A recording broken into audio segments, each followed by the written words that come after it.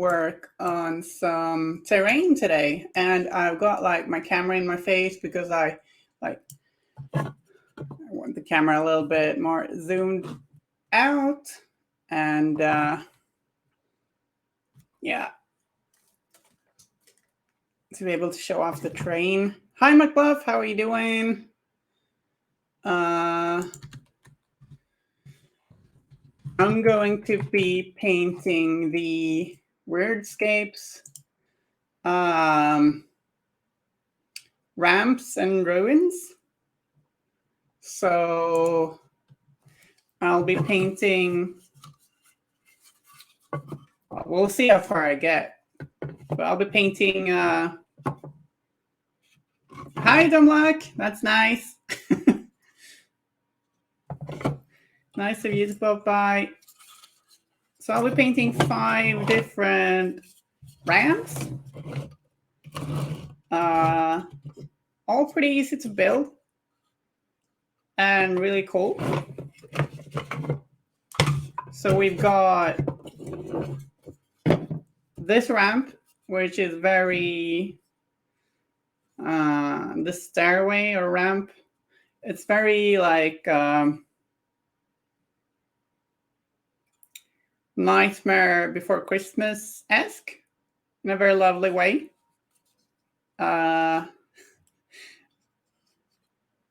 Really charming, these.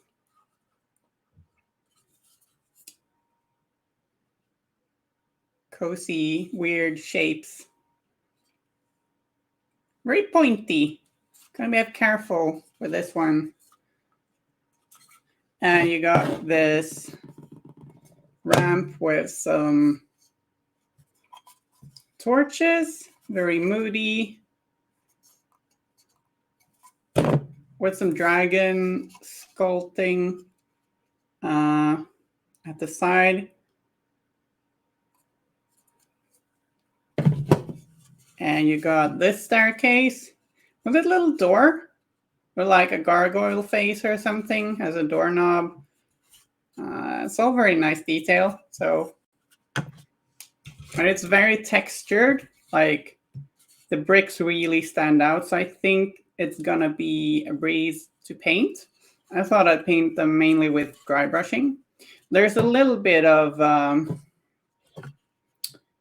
I sprayed these quite carefully with black undercoat, but there's a little bit of gray showing in the depths of texture because it's just so well textured. But I think we're going to cover that up with paint or wash, and it's not going to be an issue. Like, I don't think it's going to be visible. And then we've got these very rickety looking thing. I was a little confused while assembling first. I was like, but there's no bottom to it. But then, of course, no, it doesn't need one. All the other ones have like a bottom that you build the ruin on top of. This one's more rickety and see-through. And then you get a nice ruined building.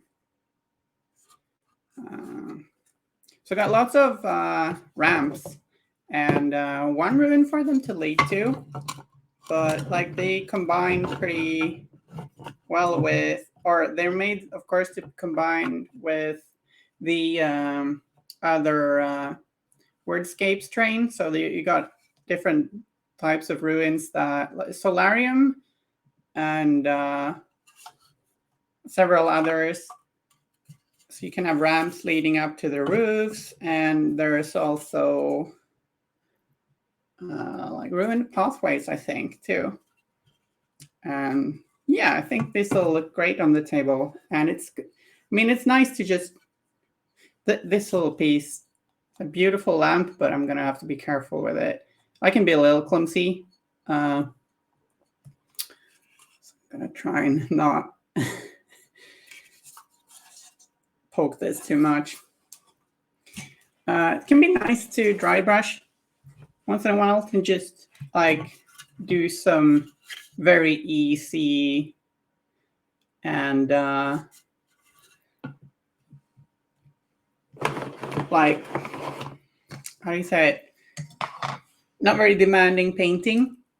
It's kind of like having a break, just nice and not very challenging. So yeah, I thought I'd do that. I'm gonna use some old trusty dry brushes and also some slightly finer dry brushes like this one, this little guy. And it's Hyperic. These guys, a little bit more expensive dry brushes. But I'm going to start off by using one of the rougher ones, I think. So how are you doing, you people in the chat? You having a good day?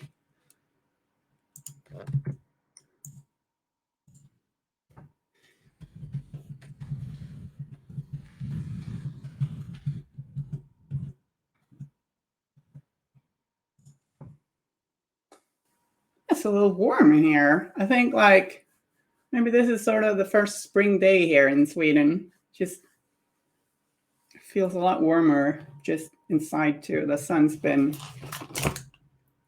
cooking the apartment a little bit. So are you gonna have a nap? Nice. So I thought like you can easily go through a lot of paint whilst painting terrain. So I thought I'd start off by using some slightly cheaper paints. So I don't like ruin myself with that. And actually, to start off, I think we're going to put a little bit of black paint into the texture of this building, because I just noticed that the undercoat was actually not really covering all that well right here.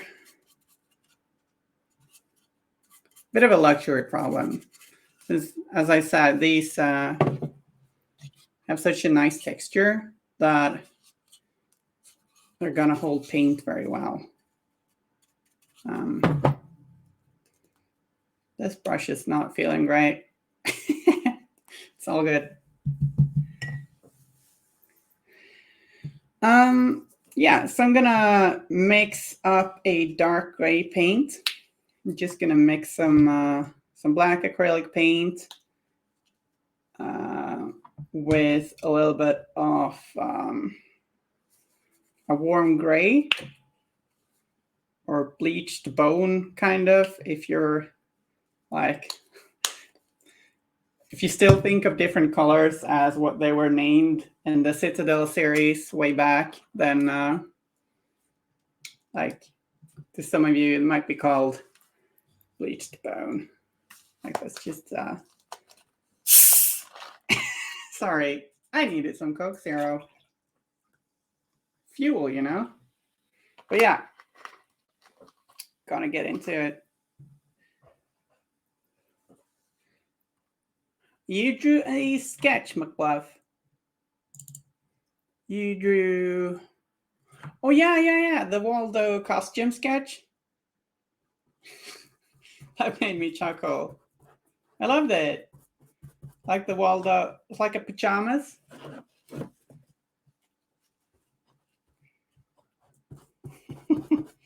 Who wouldn't want that pajamas?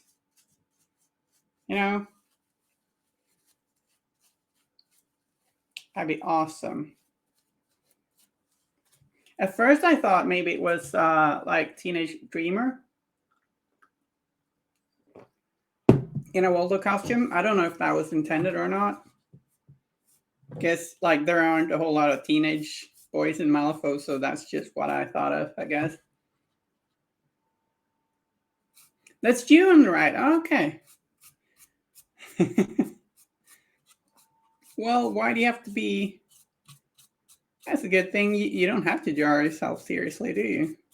So I'm just gonna dry brush this with a dark gray paint. And stone, like it's easy to just dry brush stone gray and then be done with it, but you can also work a lot with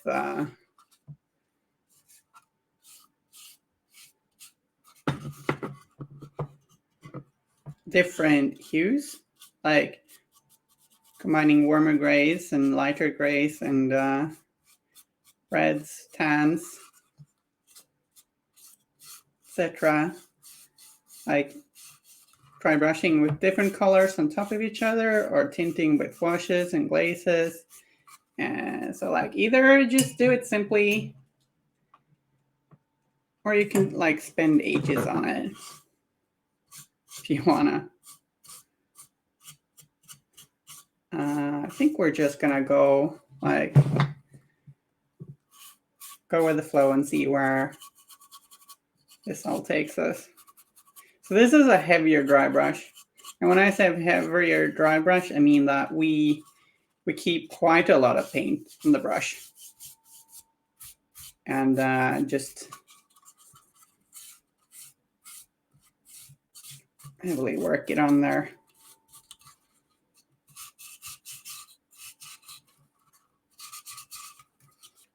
You know, I think maybe I should wear a glove because I'll be holding the painted areas directly. And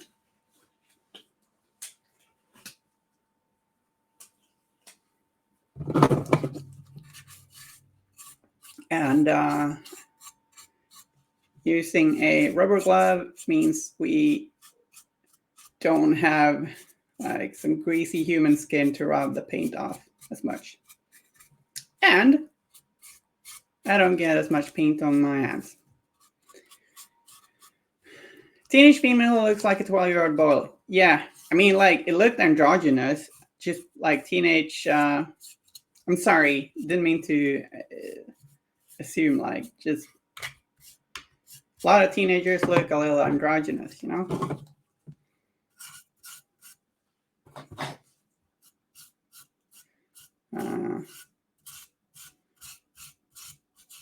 It was a great sketch. Loved it.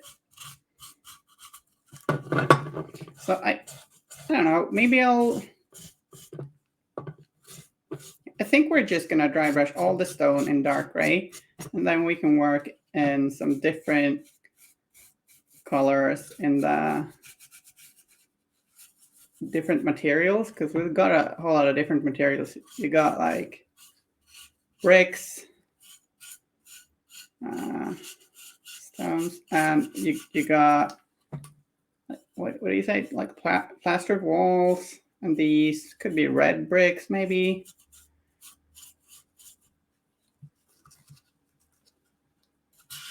Okay, so cool.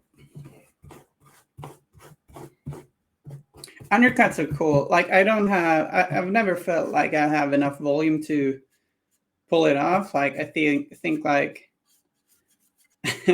unless my hair was really newly washed, my hair would look really thin and droopy and sad in an undercut. But I don't know. They can sure look cool. And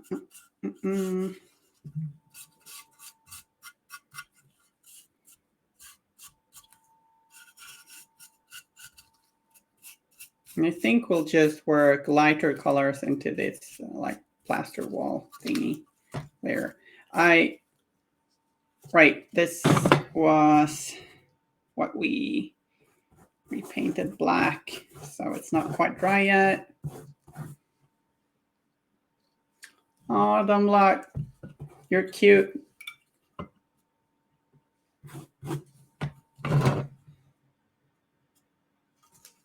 You can still do it. A versatile haircut. Yeah.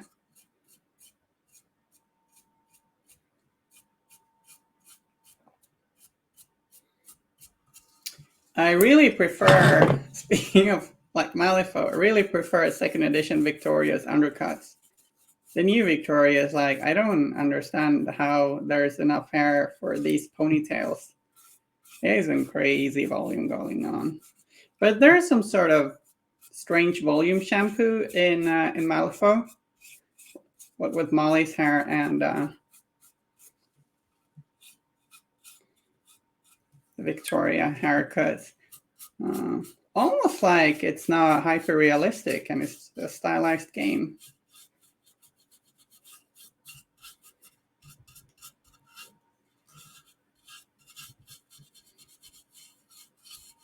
Yeah, the rails are really cozy and nice.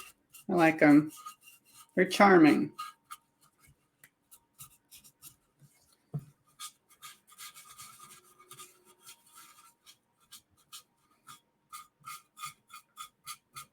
And there are a few gaps on these you can, of course, fill with green stuff or I don't know what people use, like Mod Podge or Sprue Goop, etc. But like, I thought they were fine as they are.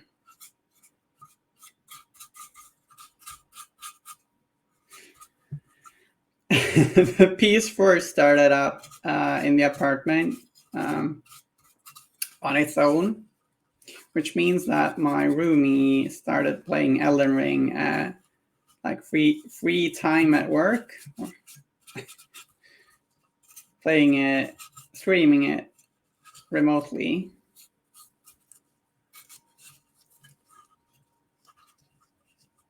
Yeah, it seems like it does, Farak.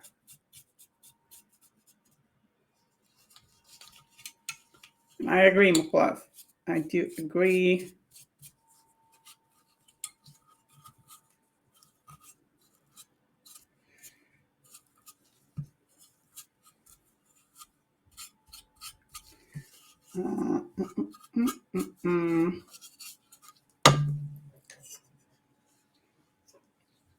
And then we've got this building. Yeah, let's just dry brush this dark gray too. And then we'll work from there.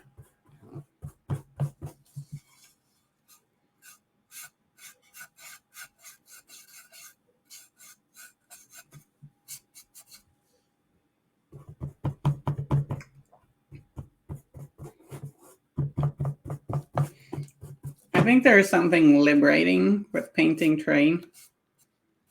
Like, there's not as much pressure, sort of. And I realize that pressure is often coming from myself. So, like, often unnecessary pressure, but like, it can be a little liberating still.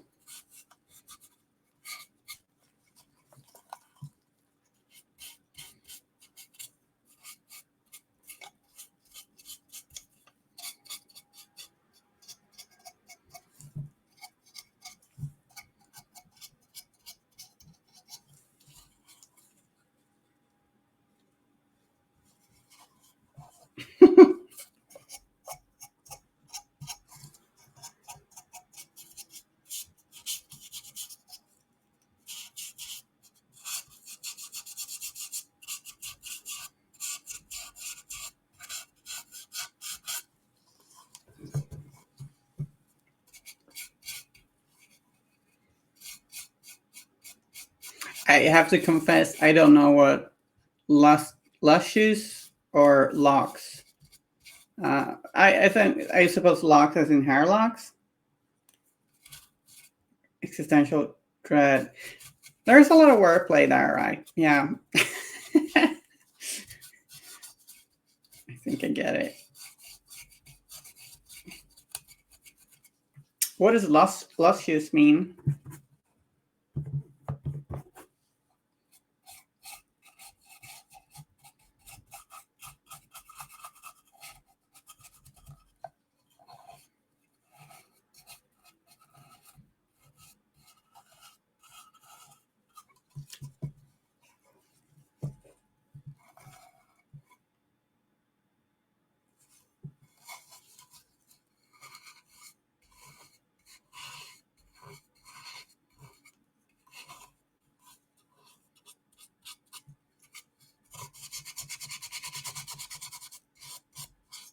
It's also pretty fun just being really rough with a brush like this.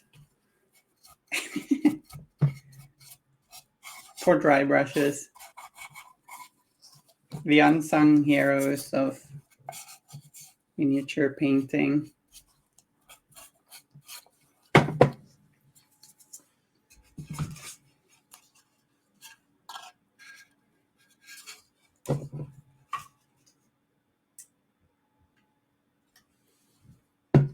Very nice hair. Okay, cool.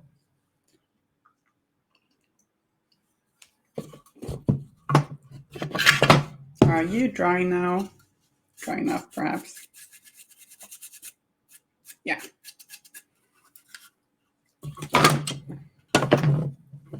Sorry for all the noise. These are quite robust plastic pieces, and they do make some noise. You move them around. Hope it's fine. I could actually also move this a little.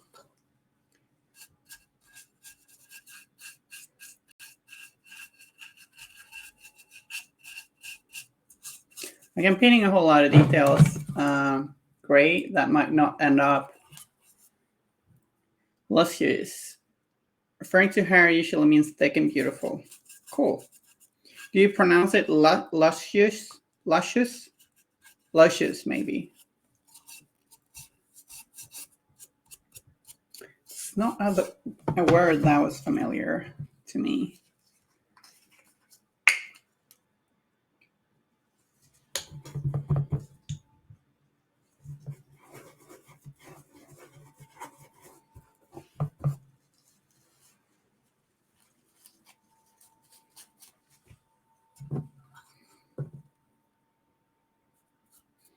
So I'm dry brushing over quite a lot of areas that might not be gray in the end. But just working over that dark gray, I think is going to be fine.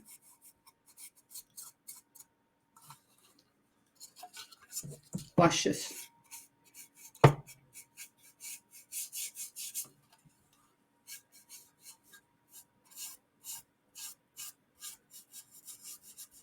Thank you for teaching me new fascinating English words.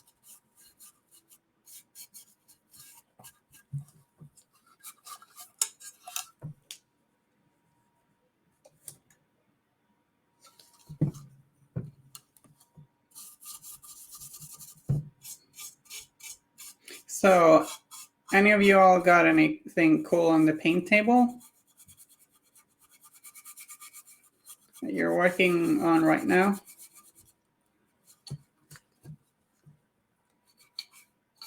I'm glad.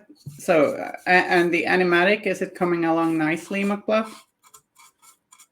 This is something you can also do with dry brushing. You can like, so we got dry brushing, which I guess kind of includes several different methods. You got stippling, where you just poke an area like this, and you like, I think it's called buffing, like you do really light brushes. I'm not sure I've got the exact correct like lingo here, but like there are different methods you can use for different purposes and results.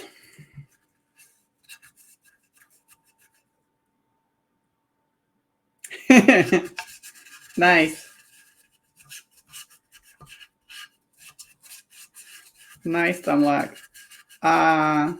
Which fix are your favorite? I really kind of prefer the M2 ones. Farrak's working on the scribe for Lucius. That's a really cool model. I like it.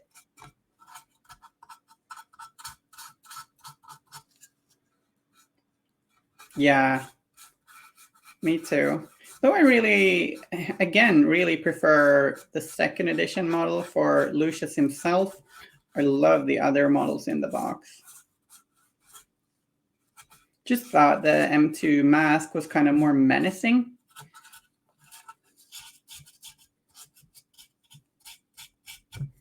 And the new one doesn't look very, the new mask looks a little weird. Doesn't look scary, it looks more like squished together a little bit. Oh yeah, I get it. So you have to buy 2 boxes.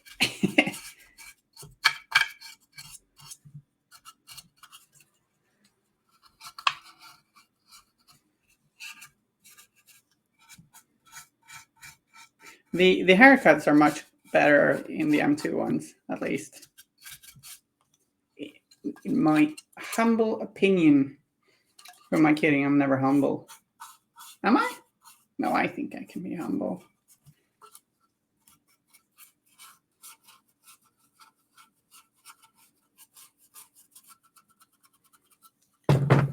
Okay, so I think we're now gonna do, oh, this was a little bit more there. I think we're now gonna do a brown dry brush on the wooden parts, and I'm gonna mix the brown with a little bit of black, maybe a little bit of that gray too, and get a slightly drab brown, kind of akin to the dried bark I often use.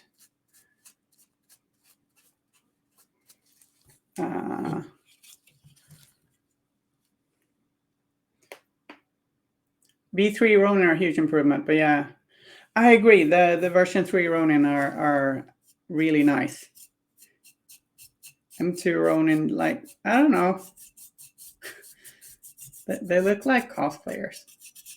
But like, Vix have always kind of been the fan service crew. Kind of weeb fan service crew. I mean, they're white ladies dressing up as kind of samurai Ronin thingies. Like, it's very cosplay. Or not dressing up. I mean, they're wielding katanas, everyone. So, I don't know, like, Kill Billy, maybe?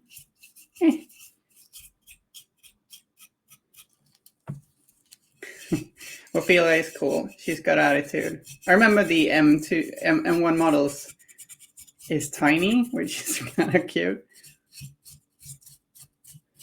Then she grew a little. Person of culture. Yeah, I like Gremlins. I've ended up dabbling in like every Malifaux faction other than Gremlins and Outcasts. Like, I really like Gremlins. It just turn out this way. I don't know why. I was really tempted a while up by pigs, but sometimes I manage to exercise some restraint, apparently. So in camera, I realize this probably looks kind of like I'm still working with gray, but it's actually a dark brown. Gremlins are love, gremlins are life.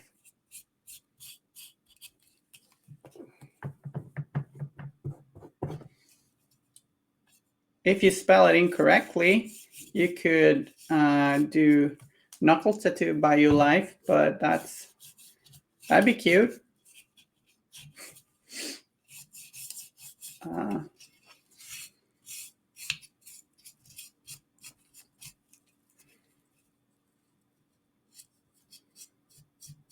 Yeah.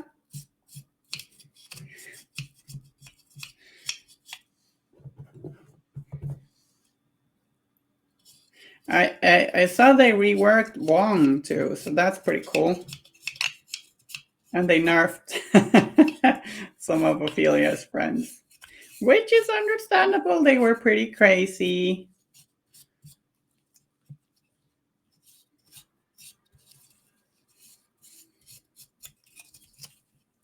When it comes to my own Malifaux miniature collection, I started painting a undercover reporter. Well, I think the kins they kind of needed some looking at. I got a little undercover reporter on the way. Not much to look at right now, but yeah.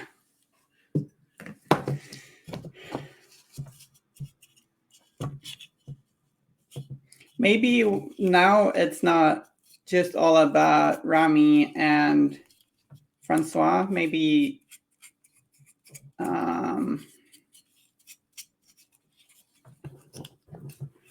what's it called? Raphael and Pere and I meant to say Raphael and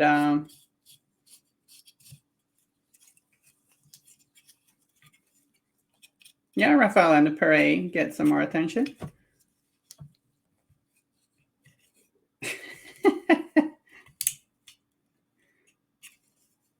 They can still be good. They didn't touch Ophelia herself, I think. Did they?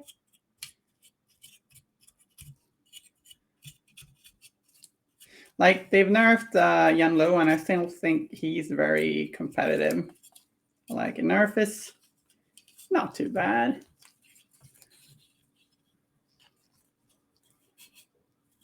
Yeah. It's kind of funny. There are often a few models who just end up always being good. Like, there's no Malifaux edition without a Dreamer nerf. Right? It's not going to happen.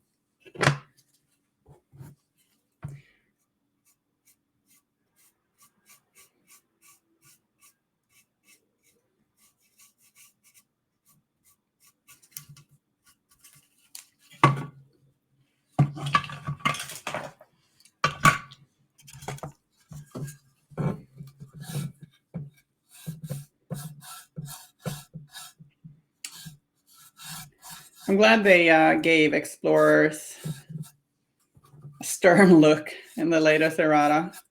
Though I was a little surprised they didn't touch Yetza, whom I play more. And maybe like the Intrepid Emissary. I thought the Emissary would go down to defense 6 for sure. Yes, I said it down to defense 6. But like, I really like the last errata.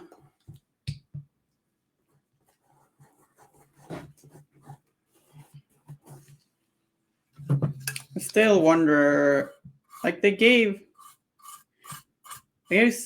Raspy one a rewrite and Wong a rewrite, and Sonia they threw a little bone with rewriting the Thalarian Queller. I'm curious to see how much that changes Sonia. Like, he's now got access to turning off triggers and probably most importantly adversary. That's cool, but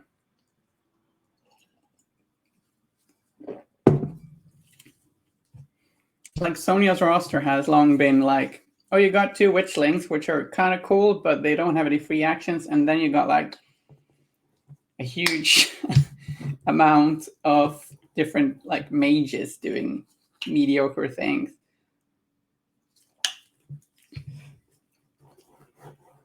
Oh yeah, and I guess, sorry, I neglected to mention her henchmen, but whatever.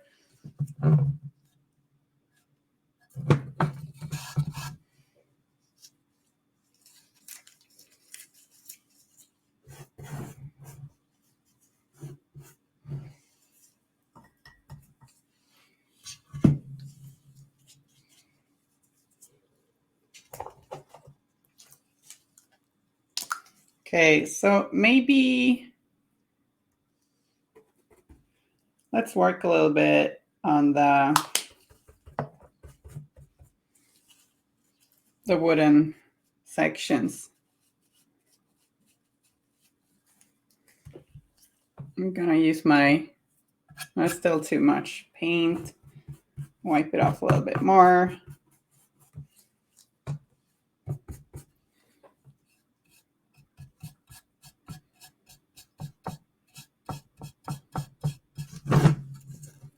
using Steel Agent Drab to just dry brush these wooden areas. And I think doing it a little patchy looks kind of natural. Like we can leave some of that shadow near the corners, near the wall. So it kind of looks like it's in shadow. Maybe some grime collector there. And we can do some even brighter colors at the edges later.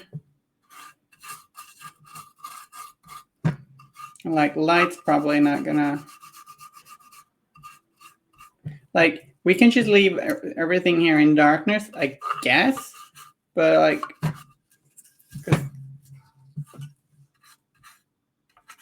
still want to highlight it.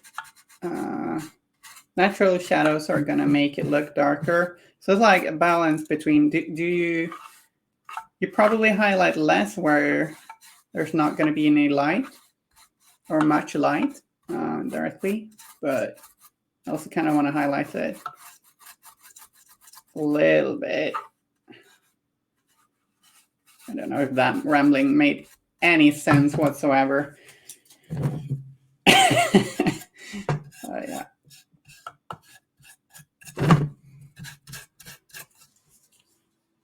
And then maybe a little bit of Rackar Flesh. I use a whole lot of Rackar Flesh for different things.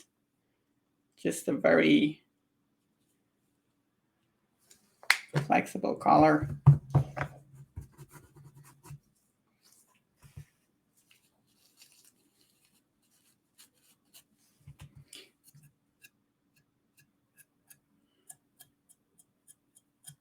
Yeah, it's a little funny how some miniatures always seem to be like destined for greatness every edition.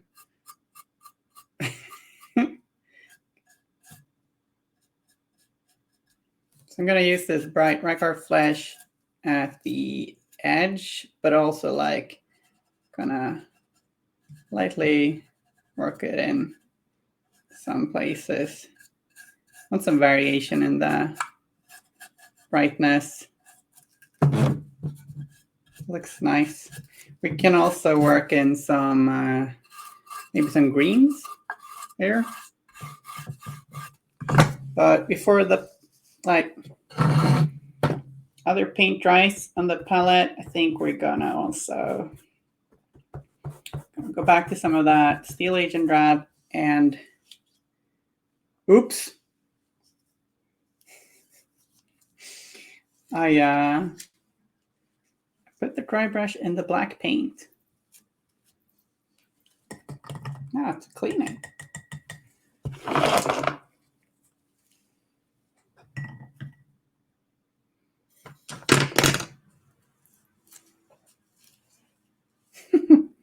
As I said, I can be a little clumsy at times.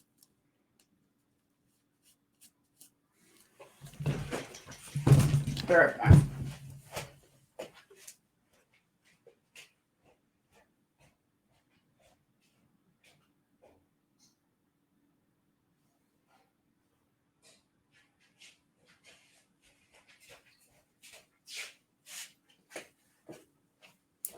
There we go.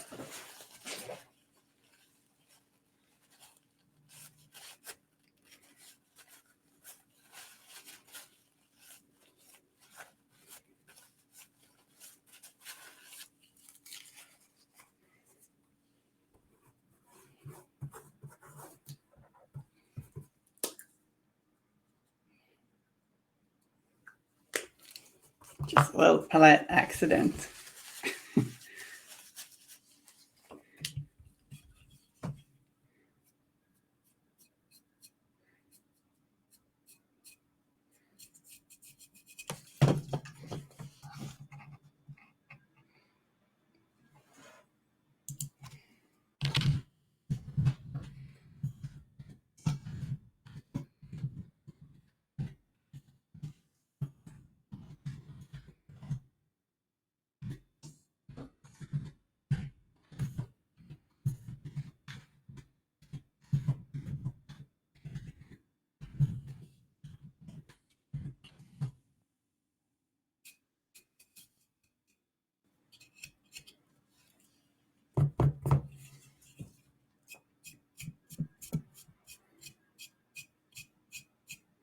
Nice thing with dry brushing terrain is that dry brushing can give you some kind of dusty, chalky results, but often when painting's like old wood and stonework and masonry and stuff like that, it doesn't really matter much. It just fits, looks good.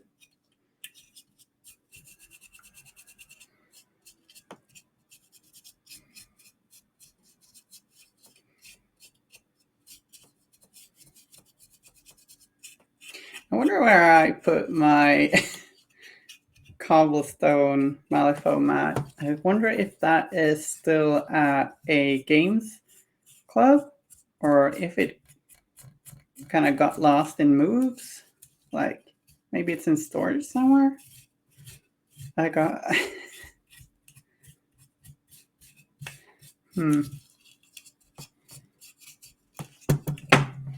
Ballad of the Forgotten Games map. Oh, speaking of ballads, I'm reading Ballad of Songbirds and Snakes, I think it's called. Pretty good. Hunger Games prequel, although reading such bleak like stuff when you got war in Europe, I'm not sure if that's good for me. Hey, it happened. And yeah, gotta be honest, can't lie, I'm pretty sad. Like, there is a war in Europe and that just feels shitty. But you always have games, camaraderie, painting, and joy.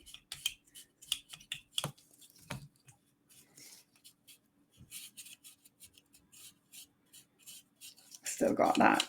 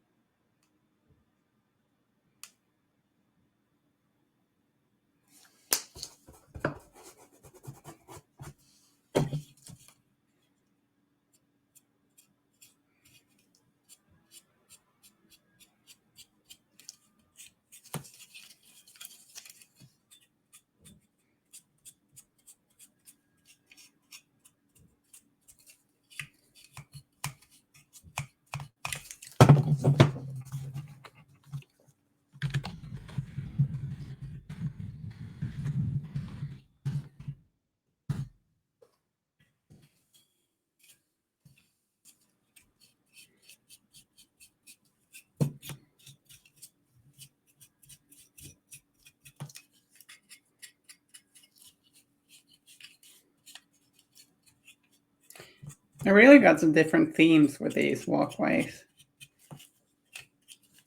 This one, let's call it Rickety Rick.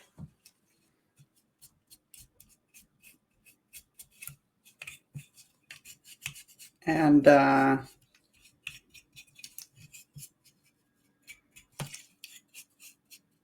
guess we could name the others too.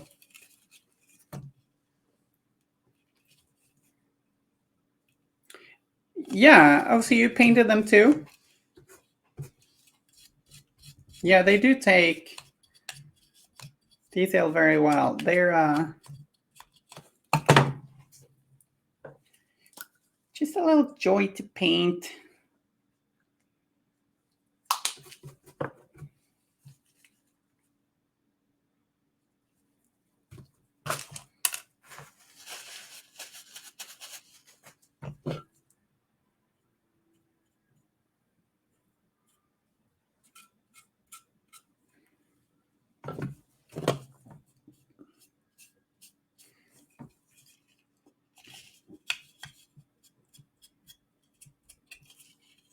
I should paint terrain more often, I think.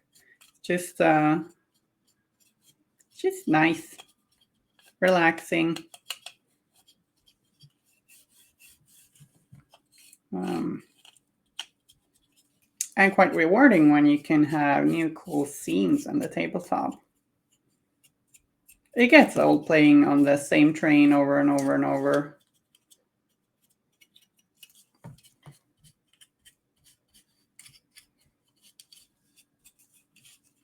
I got a sort of grass, badlands, highland something, lowland maybe, game board and a snowy game board. And it'd be nice to have like some city train. So I guess that's, well, it's nice I'm painting some then. Oh, and if anyone's wondering about the giveaway of the Hidden Allegiances box, that's not forgotten. It's just that Wyrd had some thoughts on like on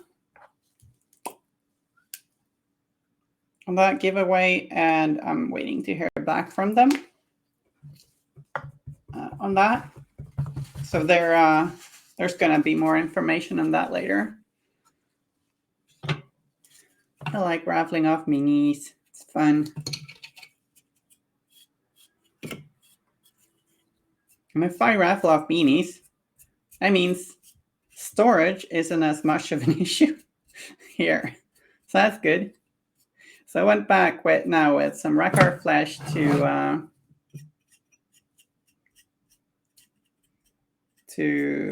further highlight this, giving it a lighter dry brush, focusing on all these edges. Again, they take detail so well. So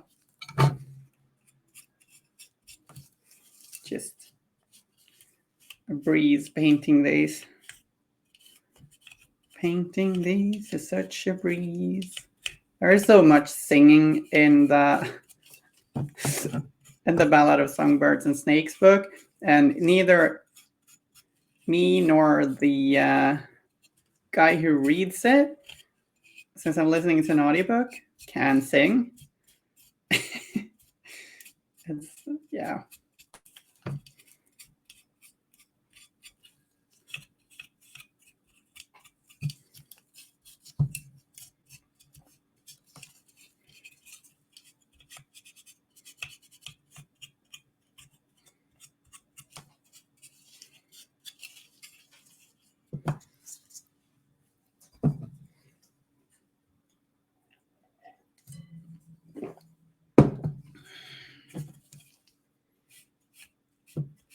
It's a little more saturated IRL, but yeah, it's looking pretty good, I think.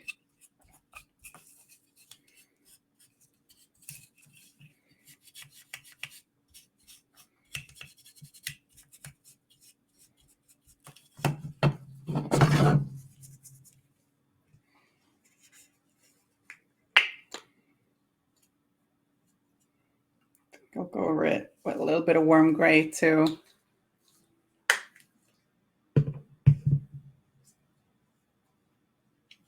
The audiobook guy can't sing the book full of songs. Yeah, no. Yeah, I feel like maybe they should have, like, he does a good job with the rest, but maybe they should have just like picked someone who can sing, since there is so much singing in it. And most of the songs are like a woman singing, and he does the feminine voice pretty well. But yeah, and I feel like maybe he got a really tough assignment there. Like, he's really good, but maybe they should have had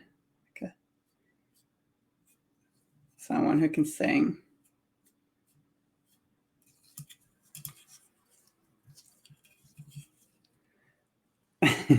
Anna Construction says Stephen Pacey can't sing either, but most of the characters he voices also can't sing, so it's fitting, and all this makes me laugh. Nice.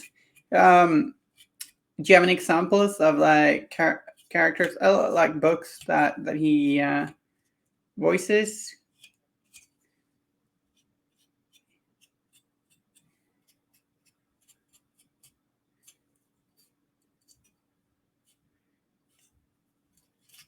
There are some really good narrators out there. I don't know of Stephen Pacey, but maybe I have heard something of him. Like, I don't keep track of all their names.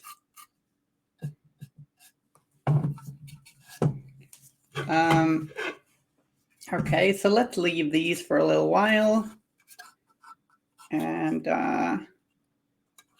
do like a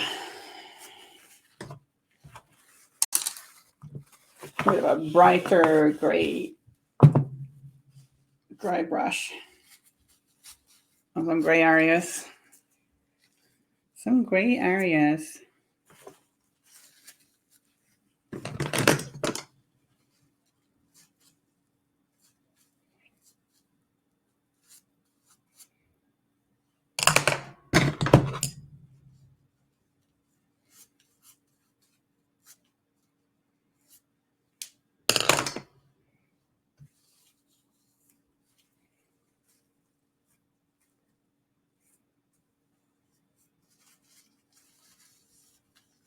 He reads Joe Abercrombie's books. All right.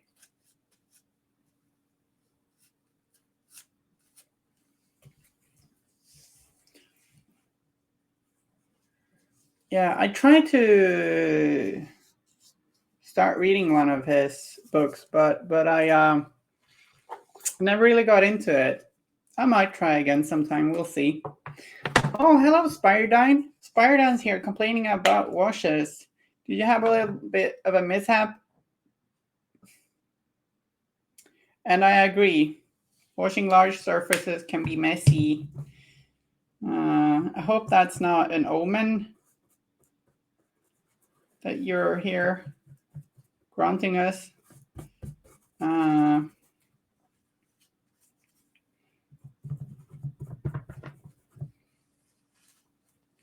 didn't I bring more paper? Should have brought a ton of paper to wipe brushes on. There's a lot of wiping. Doing dry brushing. Whoop.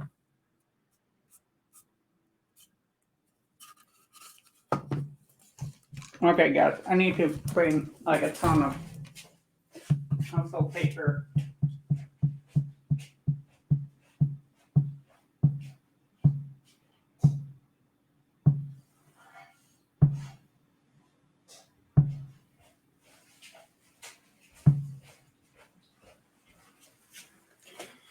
So what are you painting, Spiredine?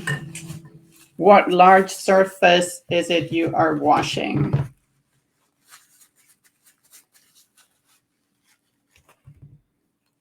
Oh, the short story collection. Yeah, maybe that's good advice. Like, I often find it daunting to just start a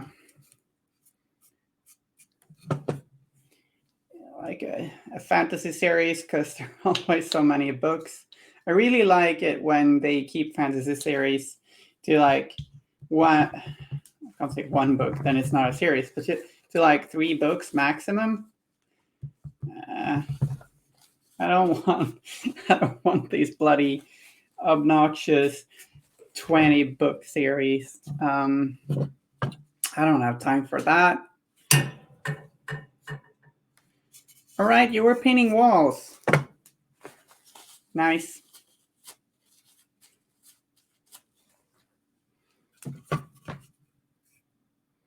Still too much paint on here. Get off.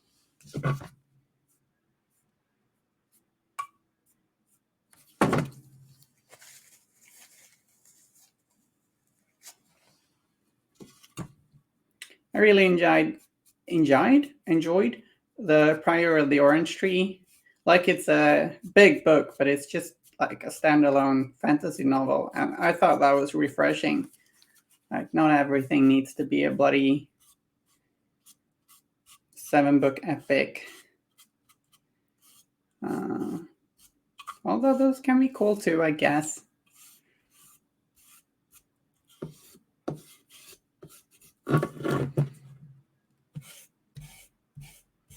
Yeah, I don't know what I'll read after the ballad. of snack and burb.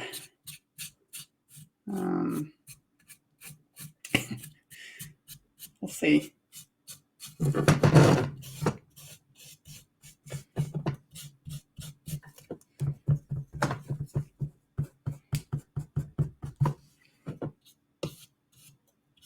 Yeah, you were painting that old G-Dubs, the Citadel Walls kit. Spiridine, I like those. I use those almost every time I play Malifaux at home. It's like Scatter Train. I like them. It's gonna be fun to add some more different terrain to my collections. Collection.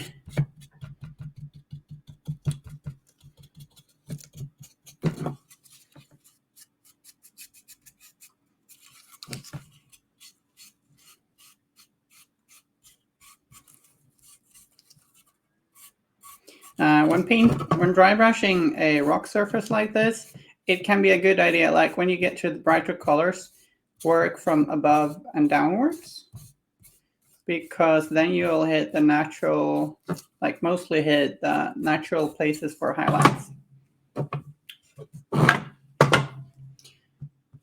Like it's not important, but it's something you can think about. Trying to figure out how to paint the floor to not look like wood. Is there floor on the walls kit? Now I'm confused. You mean like the dirt sections?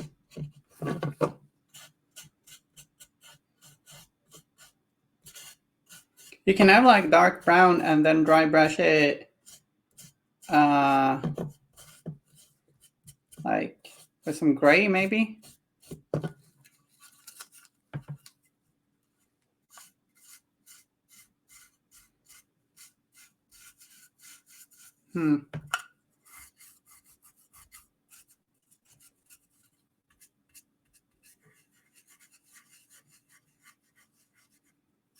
Just trying out circular motions here on these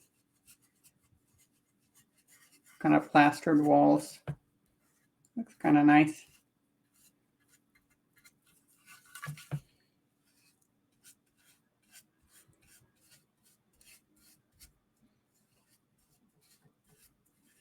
think I want them to be brighter than the stone. Maybe we'll tint them in some color later.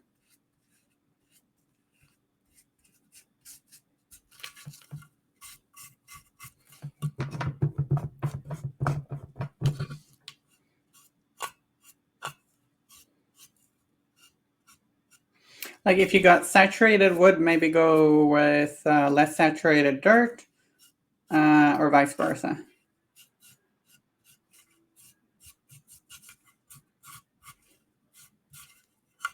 I like focusing my highlights on like the edge of these stair steps. It's a little too bright.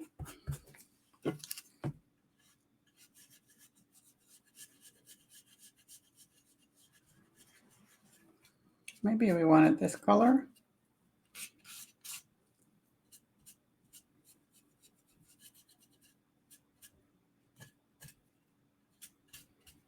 Maybe.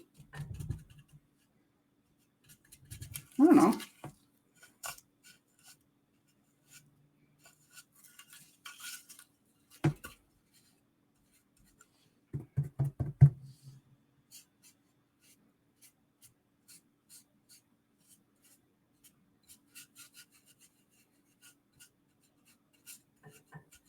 I'm gonna go brighter, even brighter there.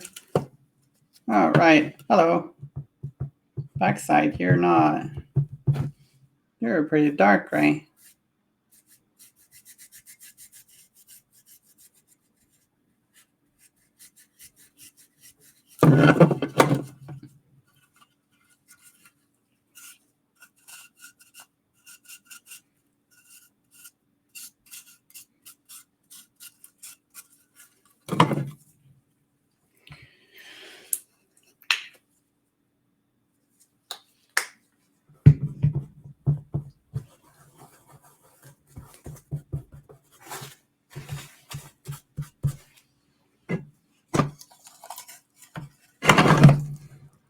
another stairwell.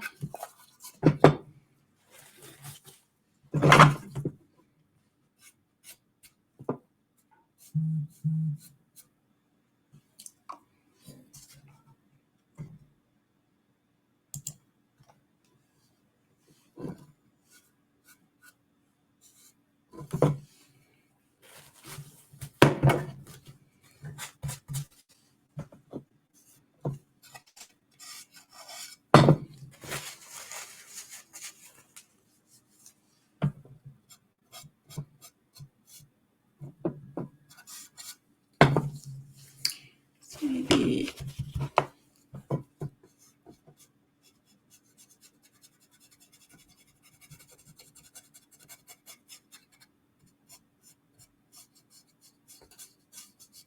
if you feel like you've ended up with too bright of a texture, you can just darken it down a little bit with a wash or a glaze or two.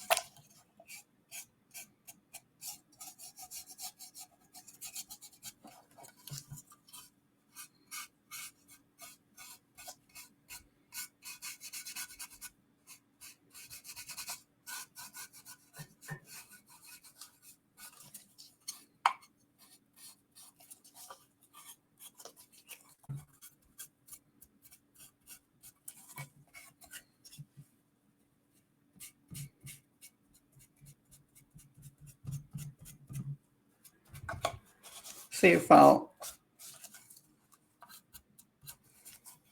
guess I'll do a little bit of a OSL on these. We'll see how advanced. Might not do the OSL today. We'll see how far we get.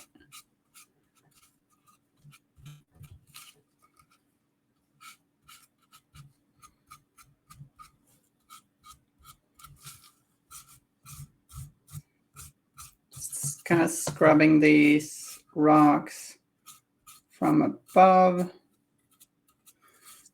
and also kind of want to work in some different colors soon, because stone is usually not just gray.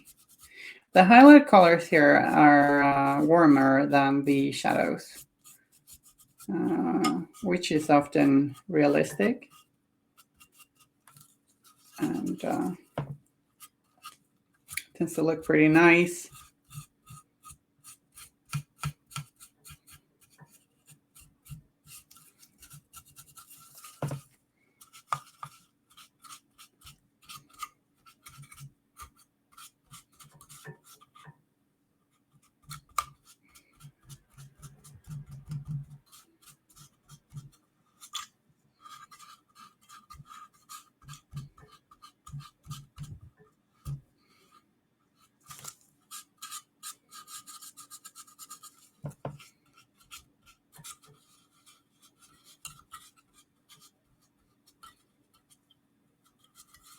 How's the progress on the wall spire down?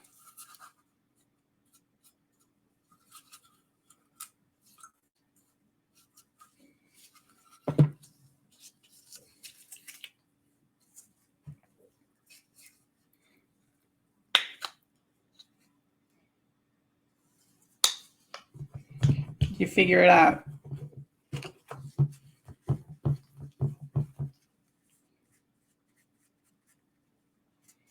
I'm actually gonna have a game of Malifaux tomorrow. The combination of, well, the matchup is Colette versus Nellie, which in Spiredine's mind is disgusting.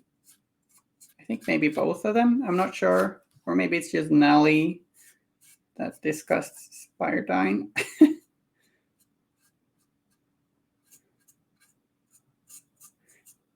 Do you feel a little bit ashamed of liking playing Nellie? Disgusting times 2. Yeah, they deserve each other, don't they? Yeah, I think it's going to be a pretty fun matchup. Like it's Nellie 2 versus Colette 1 in Break the Line.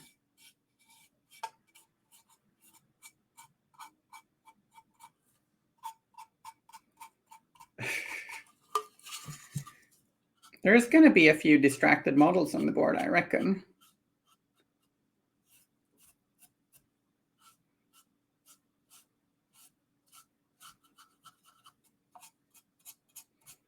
Just a few. But then I can use these ruins also. That's nice.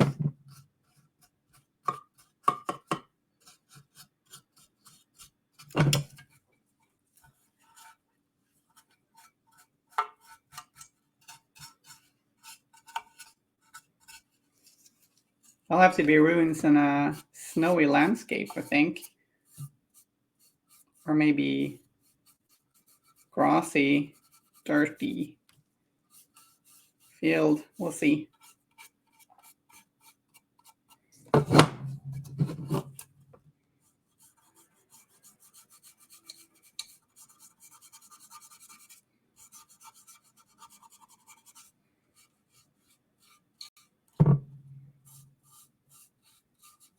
Should probably highlight extra much below the lamp, right? And then we can tint it like orange here, or maybe some spooky color later.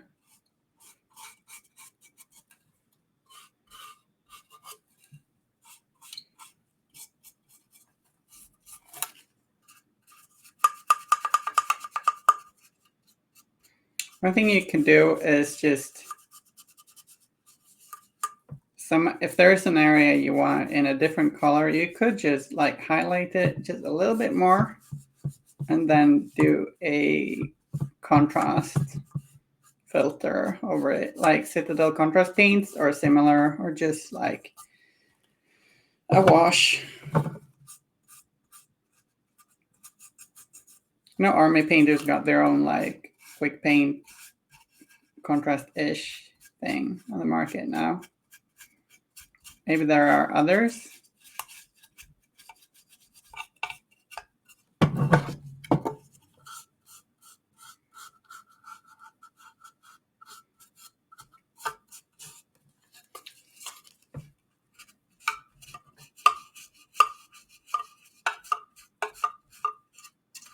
Who is the most fair master in the game?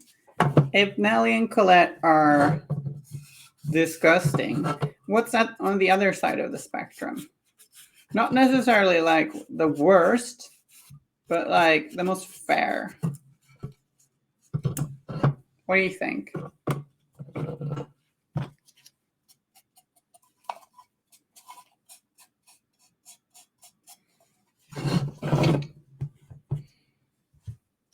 Hoffman. Well, maybe. Although I guess Armor 2 and Shielded in abundance can seem a little daunting to some. But yeah, Hoffman is perhaps fair. Sebastian or Slav, they're not masters, man. You're cheating. They don't count.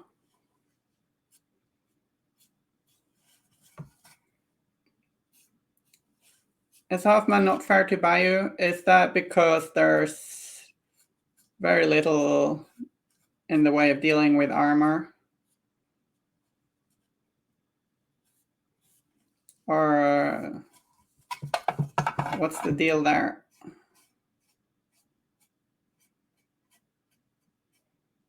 Big Mimi Robot Man. I like Hoffman.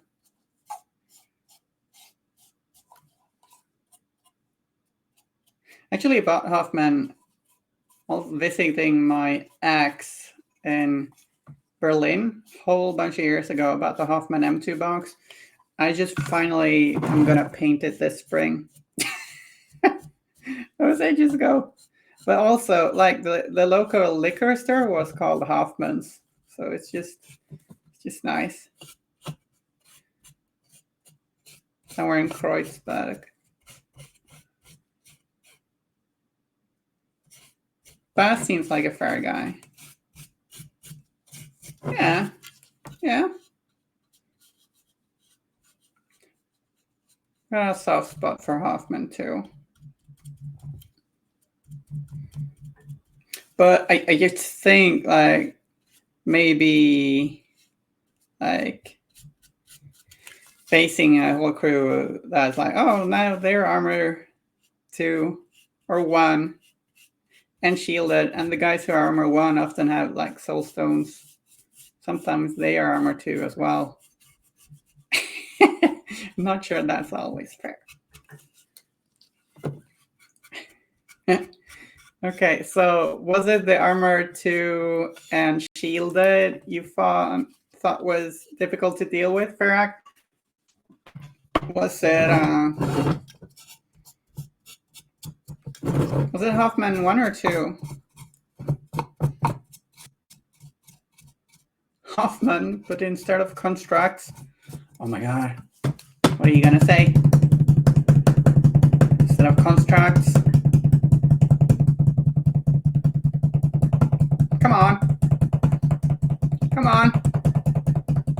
Under construction. Come on. Say it. We're waiting. Come on. My fingers are starting to hurt. What if Hoffman would meet?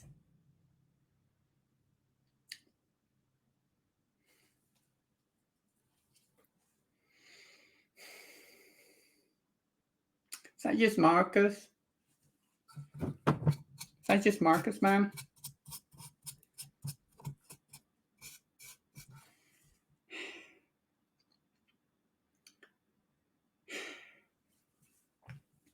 Yeah.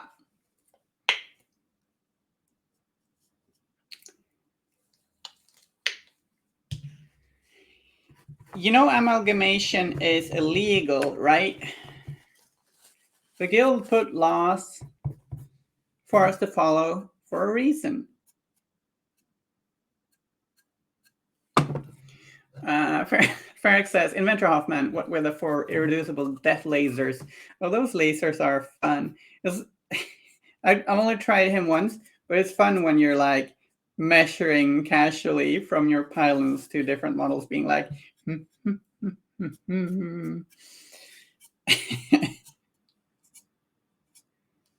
Those are pretty cool.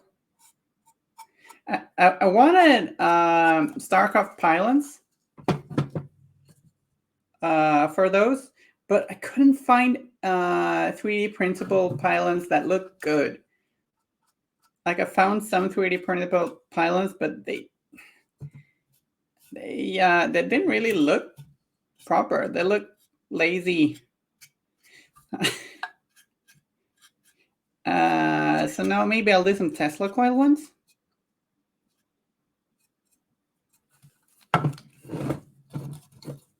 Maybe.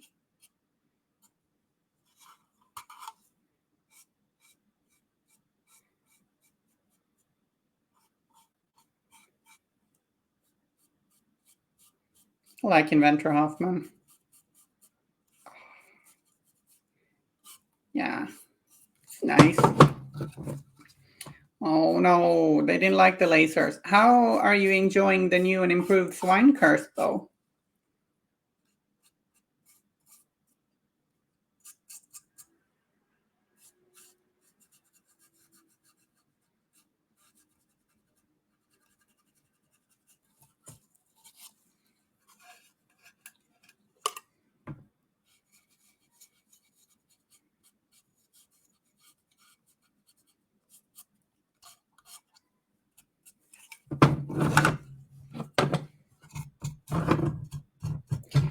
focusing your highlights on, like, your bright highlights on some selected edges makes it try and really kind of pop, like high contrast.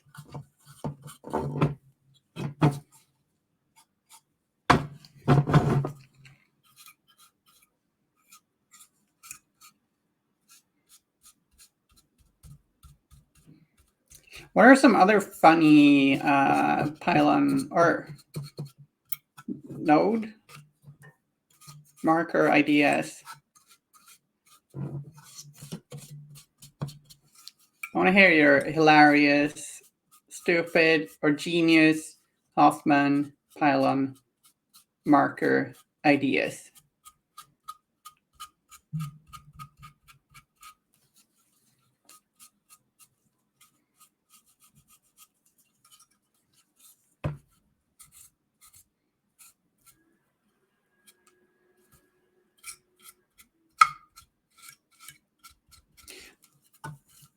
Hoffman is interesting. We think he seems like a nice guy, but is also working for the Guild, which is a horrible organization. I mean, the most good, lawful, nice organization that's upholding the law. Yeah. Creating order.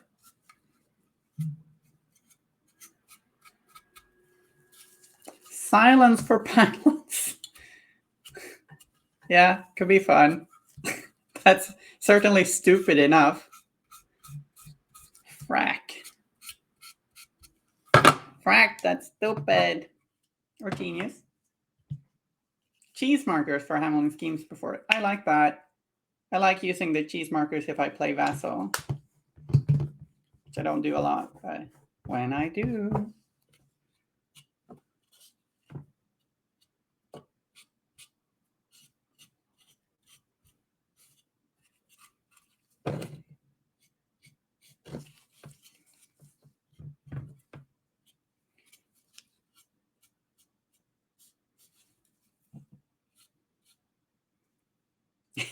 I'm going to try.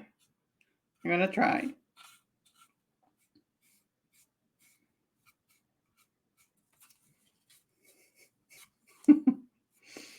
Also want to find a nice like ram necklace or earrings or something. It's important.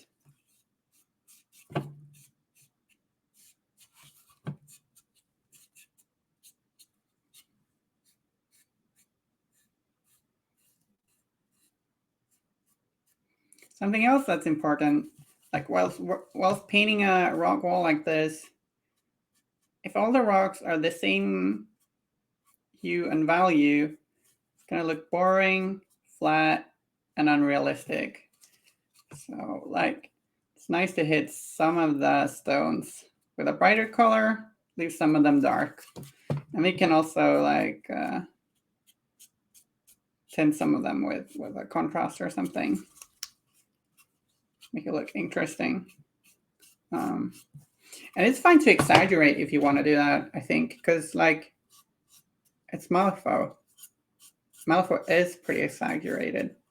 And it's also whatever you want it to be.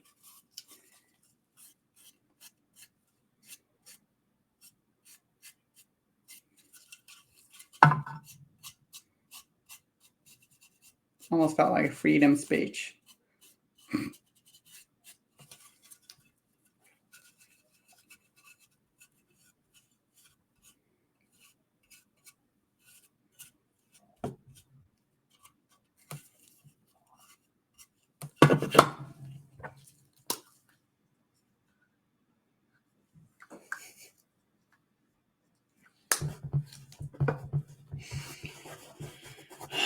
I gotta come up with some bad, weird propaganda or weird guild propaganda, like you wouldn't download a soul stone.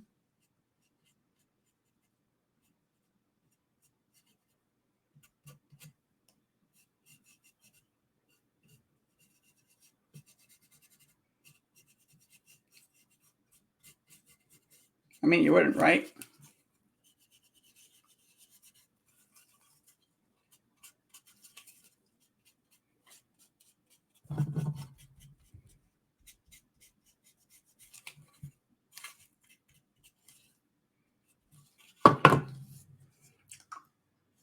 Where's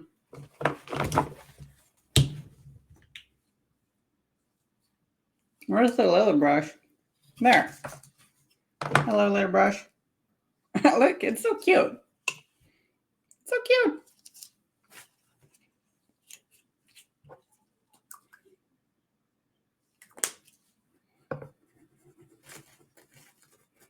Use a little brush to get into these little nooks. No, that's the wrong model. This one. Those two staircases are pretty similar.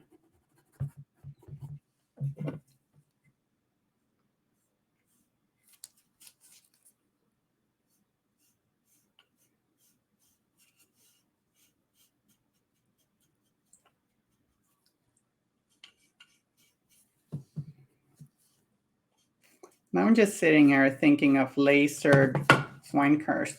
Poor little guys.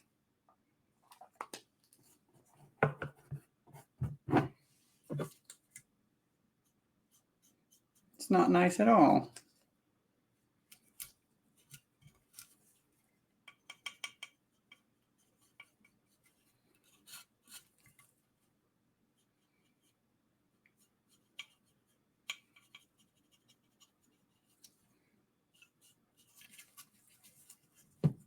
Swinehurst with lasers on them, that'd be something. I think that's illegal. I don't think that's allowed.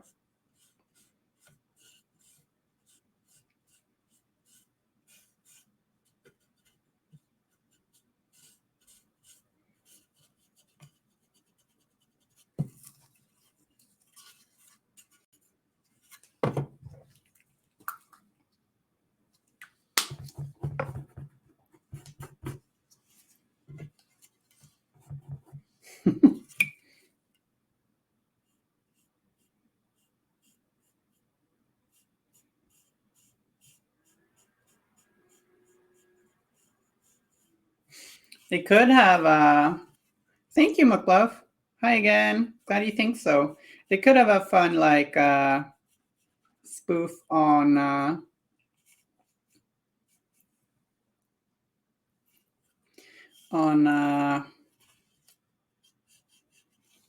what's his name? Dr. Vogel, but in Gremlins. Could be fun.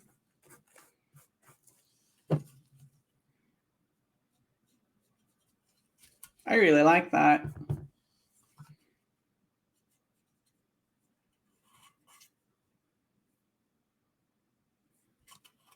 Nope.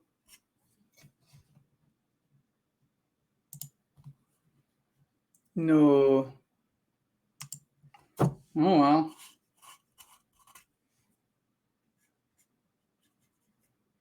I'm gonna just assume that was in reply to Swinehurst with lasers.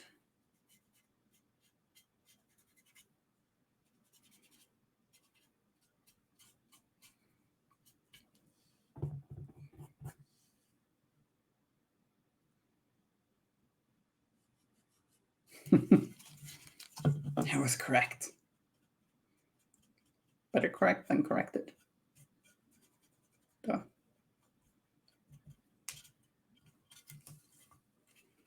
Working some color into this and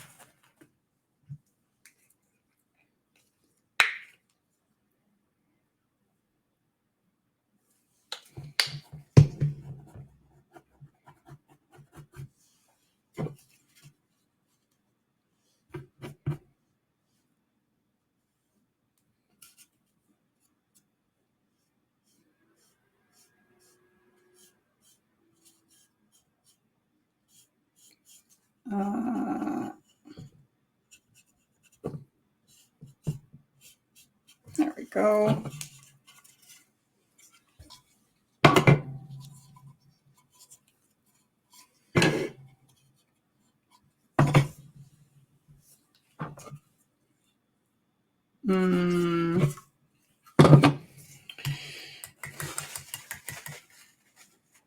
I kind of feel like using a little bit of a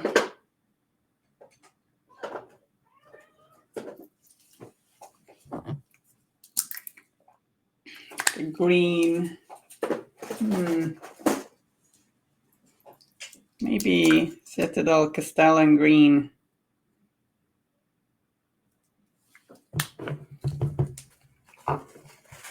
For the wallpaper inside of the house. This is I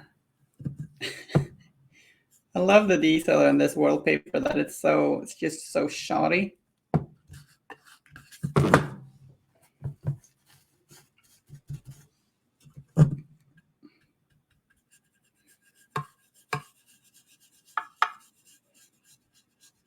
I'm gonna paint this with some pretty kind of circular motions, working it in here, leaving some like shadowed areas, shadow and grime.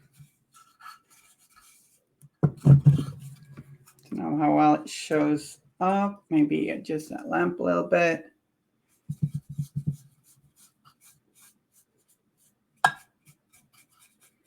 Maybe I'm going too bright here immediately. I can work some dark green in there soon.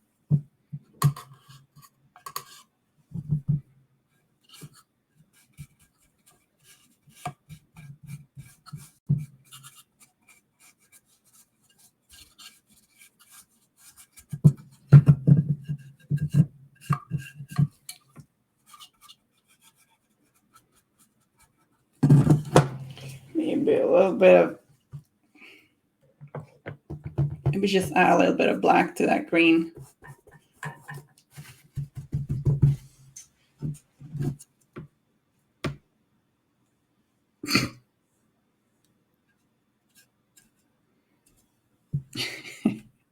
Yeah, that's pretty funny.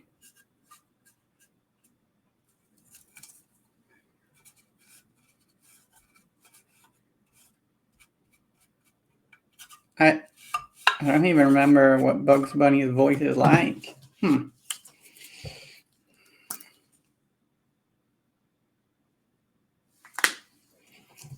Maybe a little bit of Elysian green mixed into a little bit of black. Did I just end up with? Nah, that's fine.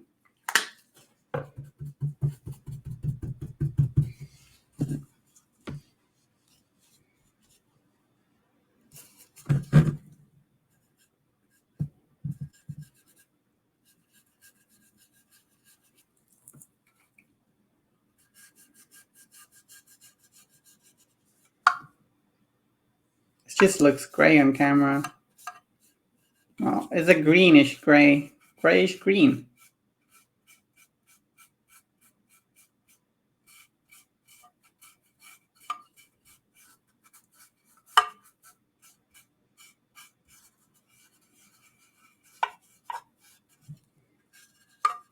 Maybe we'll work it into a little bit more of a slightly brighter green. We can use this green to create some. Right, that's it. That's it.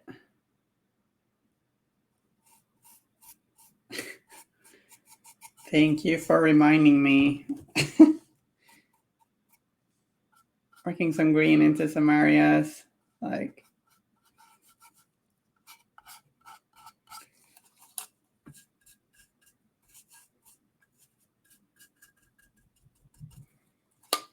some visual interest.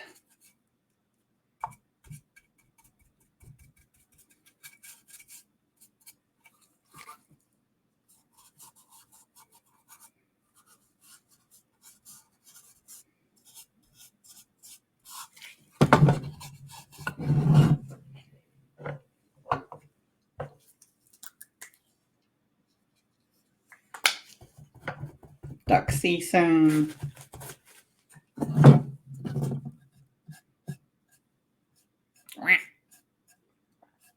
I do a pretty good duck, I think. Ducks are great.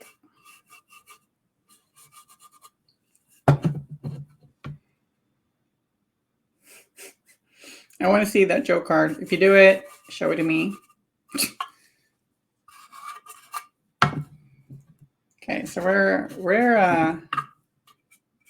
putting some mold on these planks. There's some Elysian green paint. Ugh, looks very moldy. Maybe in some patches here and there. And this one, disgusting.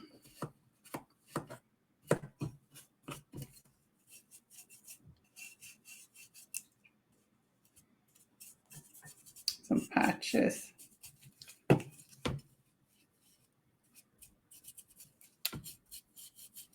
Oh, I wonder if patches is in Elden Ring. Apropos patches.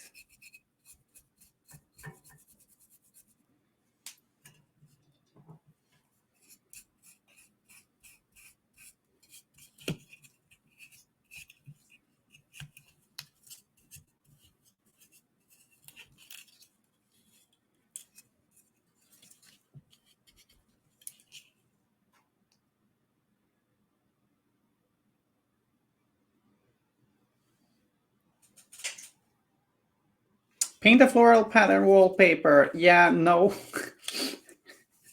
I'm not going to sit here. Like, that would be awesome, but I'm not going to sit here painting a floral pattern wallpaper for a few hours. Nah. It'd be cool, but nah. No.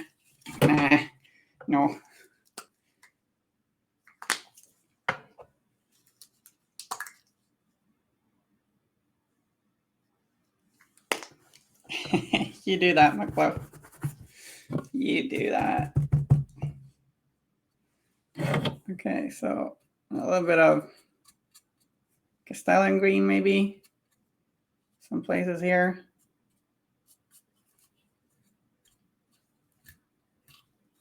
And some green tones.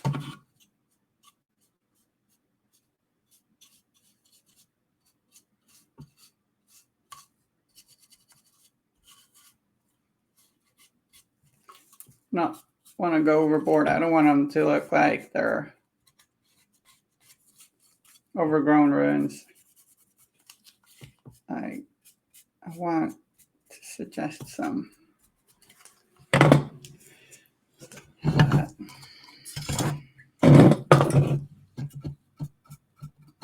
mold and shit.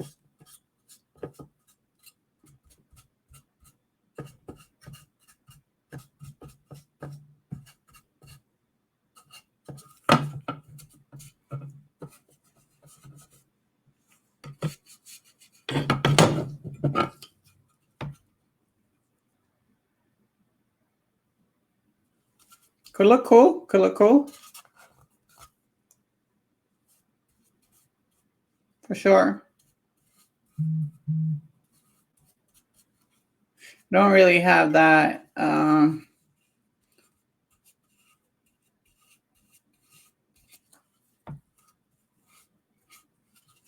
Like often when I paint terrain, I don't want to do the most advanced thing ever. I want it to look great, but be done within like a reasonable amount of time. So I'm not gonna paint a floral pattern. I'm sorry, Spiridine. But yeah, using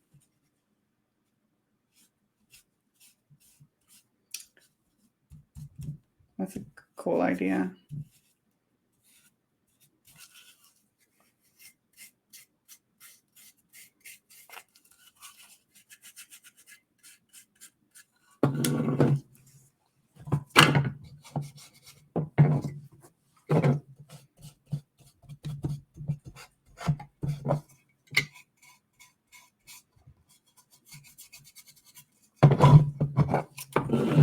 That is indeed a bot, yeah.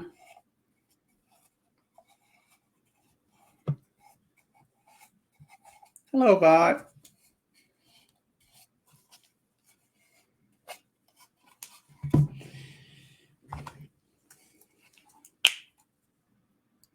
Maybe add some little bit of best flowers. Yeah.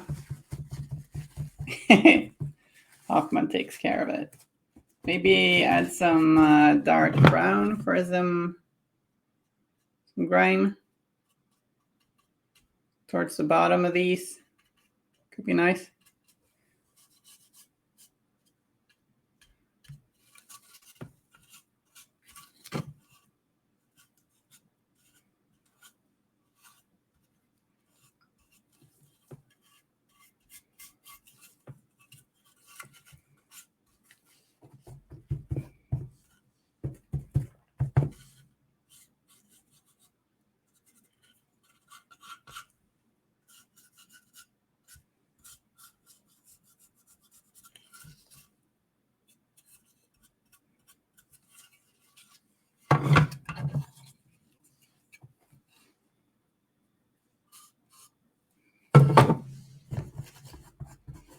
Maybe a little darker.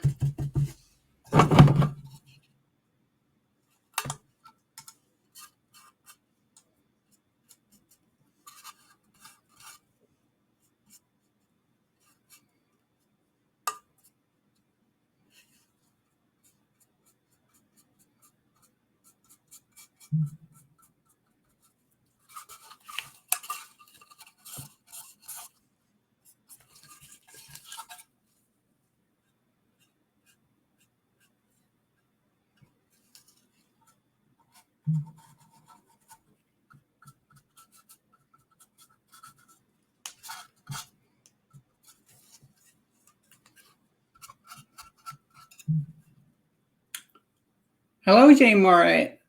How are you doing? Painting train, having fun, being silly. And we were discussing, like, Spider-Man thinks Nelly and Colette are disgusting, so we're trying to discuss, like, which ones are at the opposite spectrum, which one are the opposite of that. Hoffman and Bass came up. Molly, Seamus. I'm not sure where Seamus fits into that, but hey, Molly's nice. And maybe like gameplay wise, Seamus, I think, but he's got some shenanigans. Never feels safe anywhere on the board when Seamus is about. It's not very nice. Thank you. Thank you very much. We're just now working in some dark brown paint into these in some places.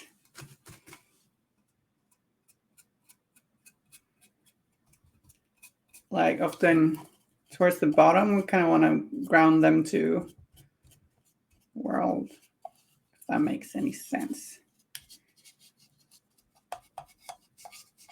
Make them look a bit dirty and worse for wear.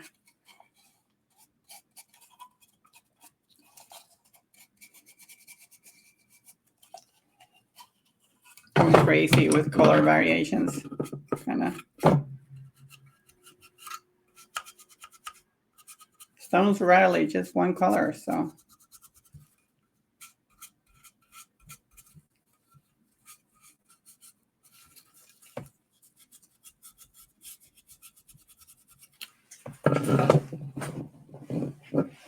Yeah, back alley is scary alley. No. Sorry about that noise. Hello, kitty cat. What are you doing? What are you doing, Zitkin? Zitkin? I don't know what the cat's doing.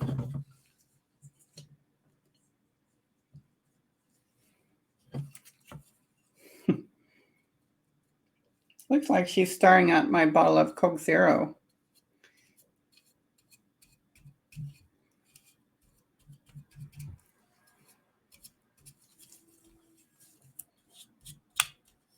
So this is like dry brushing fest. It's really fun. Oh, the PS4 started up again. My room is playing Elden Ring on a remote location, streaming it. So there's nobody else home, but the PS4 just started. I just find that funny. The things they come up with these days, huh?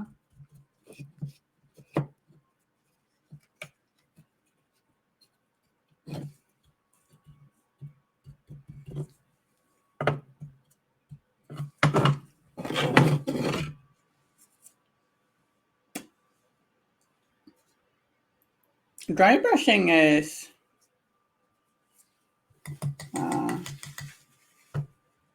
I mean, it's one of the easier techniques, but it doesn't mean that it's automatically super easy. It can certainly be done less well. What do we do now? We do work a little bit of, I think maybe we're gonna, I'm gonna do some contrast magic, I think. Am I thinking?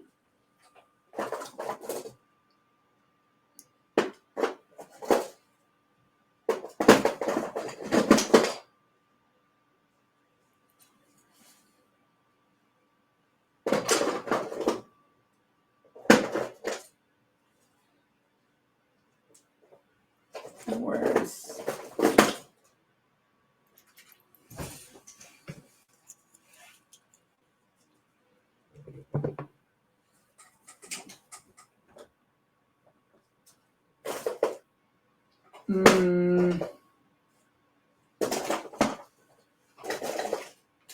Yeah, those, I think.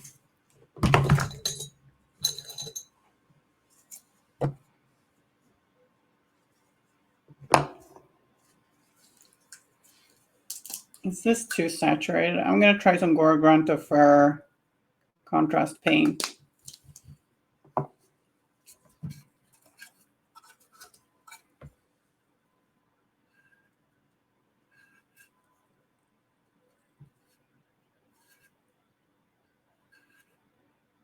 But there are different ways to dry brush, and I like doing it gradually. Like, don't do white over black. To do several layers in that case if you want to go really bright over really dark. So now we're using some of that dry brushing to act as shading and highlights for the door. We're just painting it Gorogrunta for contrast. Yet another genius / ridiculous paint name of the Citadel painting line. It's a rich brown color. Kind of makes the door stand out a lot. A little bit of stain there. Guess we can fix that later. The contrast paint is very, very pigmented, and usually, and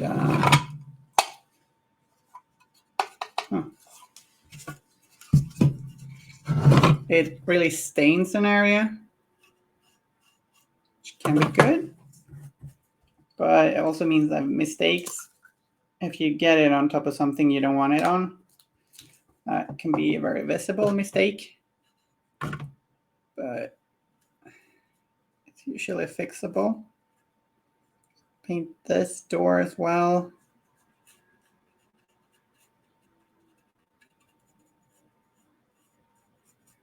gonna pick out these metal parts later.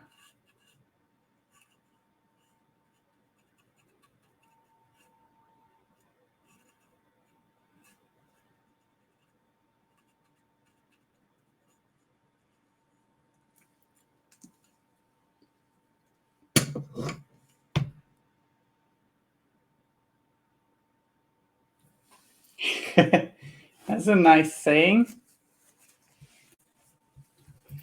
Okay, see ya, J-Mari. Nice of you to pop by. Oh, okay. Cat says that. I'm then going to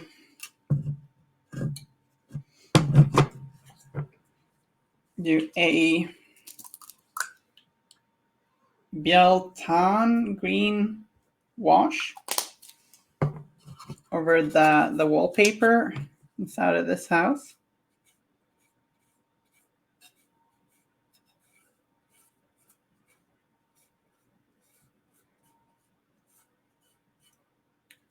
Liven it up a little bit. I want it a little bit more saturated. It looked a bit too drab for my tastes.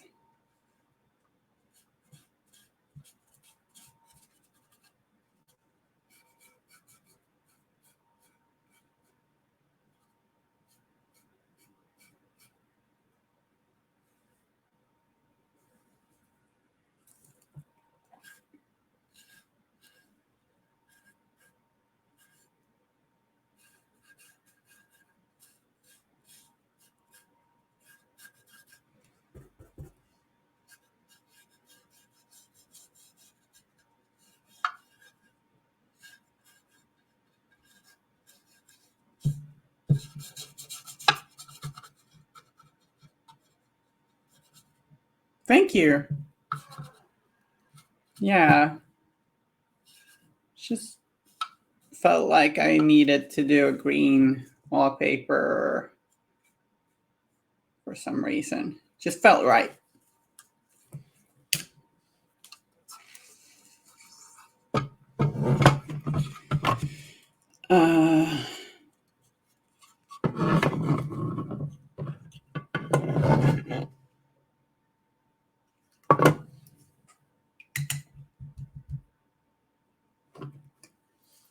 I think now I want to try and pick out some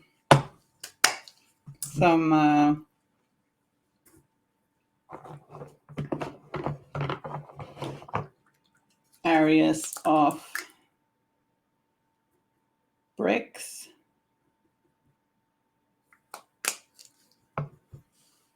See, try and experiment a little bit with what contrast to use.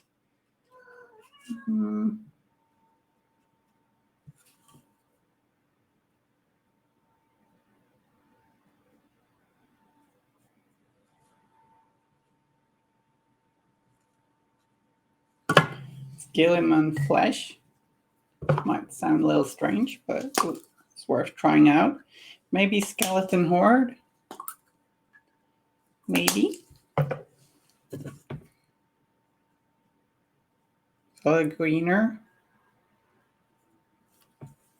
Yeah.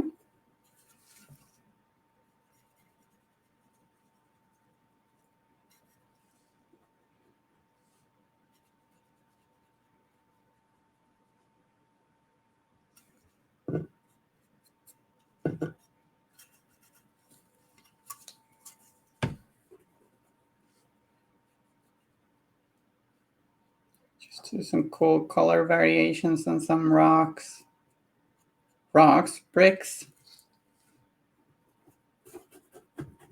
flagstones, etc., whatever.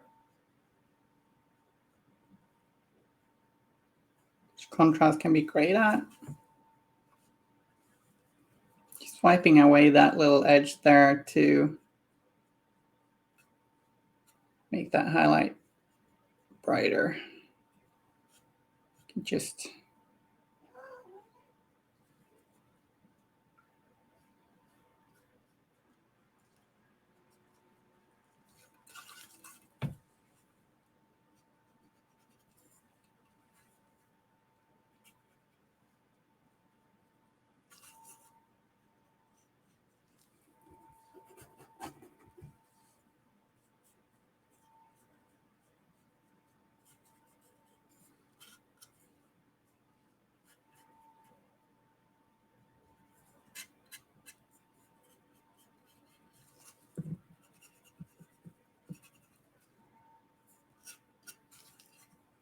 just tint in some of these.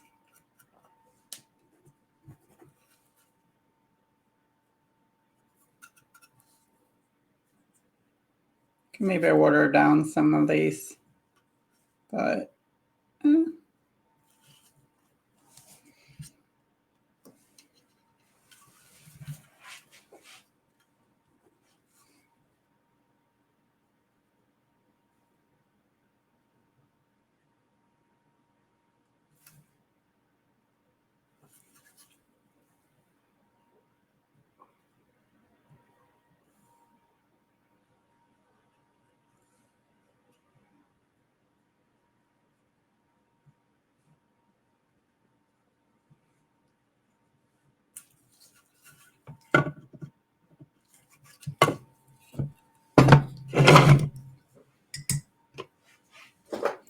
I wonder if Griff Charger Orange is gonna look very,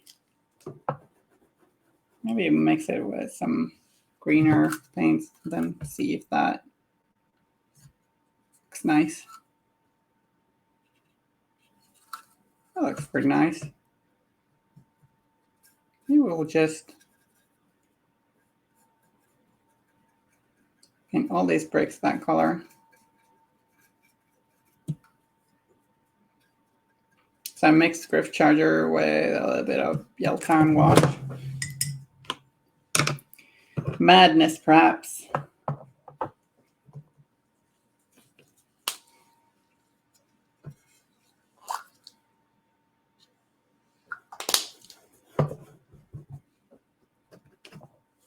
But green being kind of at the opposite of the spectrum to Griff Charger Orange means we just we made it less saturated.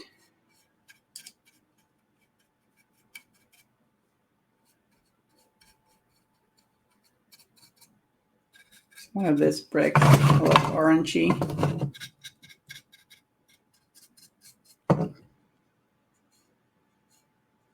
Not necessarily cornerstones.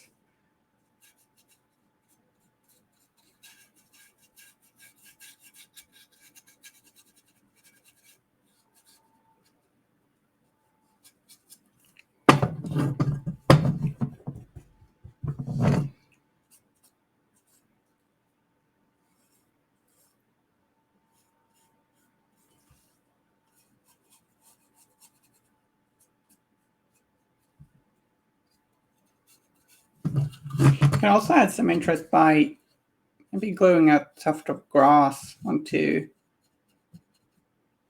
like between some of these flagstones and the ramps. I think I might do that.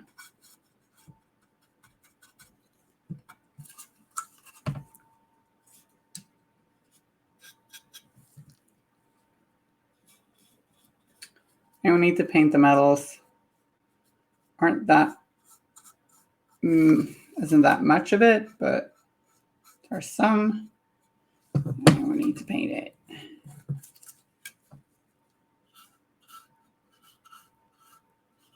I like how there are different, like there is such a depth in this ruin, like the bricks and the plaster and the wallpaper. You can see through where it's cracked. Really cool.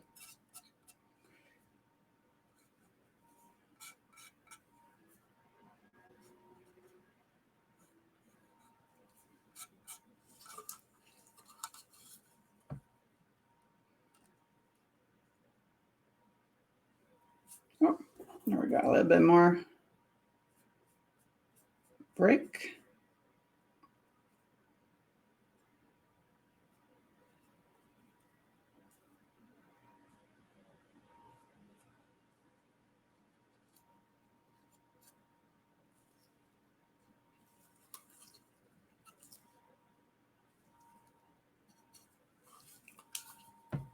Pretty cool.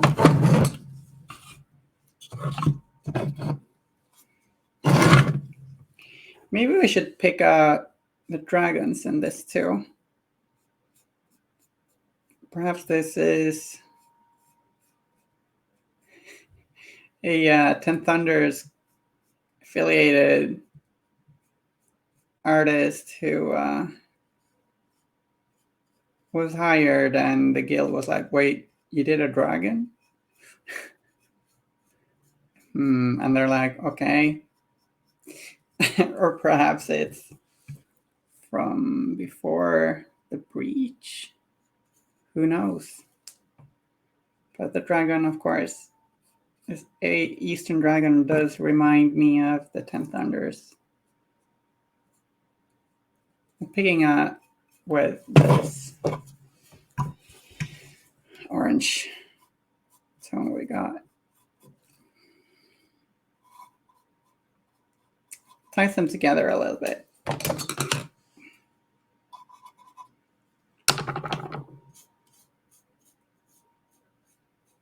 Contrast is really nice to just tint areas like this. You can try and do them like a bit brighter than you want and then tint them. And you got kind of almost sort of free highlights. So Vyrdscapes does a lot of work with contrasts on this channel. Which looks really nice. And it shows you a lot of how you can use the contrast paint to paint Malifaux miniatures in ways that I thought perhaps it wasn't super suited for Malifaux miniatures, but I've now learned that it is.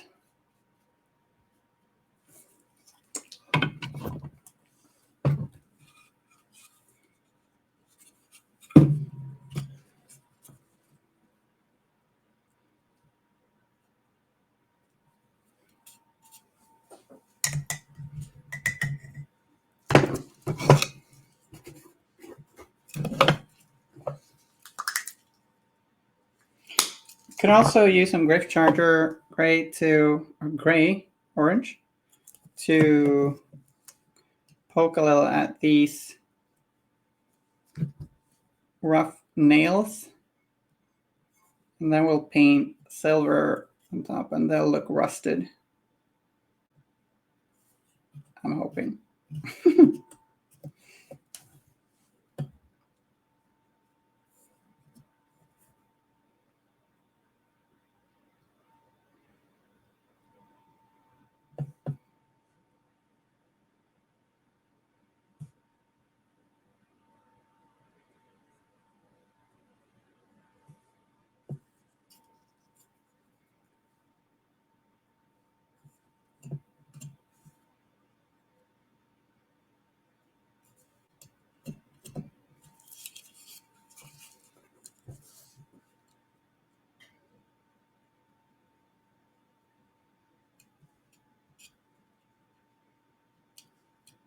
I think there was some supplier or some manufacturer that did sort of a medium where you can turn like pretty much anything, pretty much any paint into a contrast equivalent.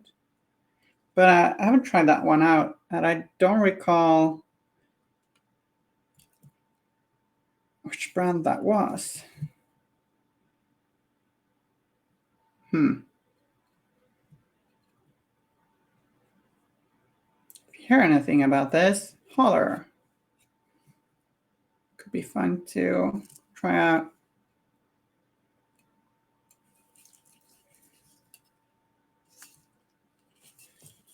I think we're gonna pick out these strange thingies. I wonder what these are. I mean, it kind of looks like there should be railing here.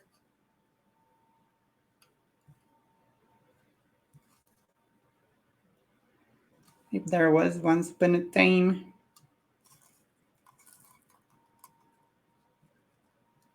So let's just do this and they'll look like rusted metal.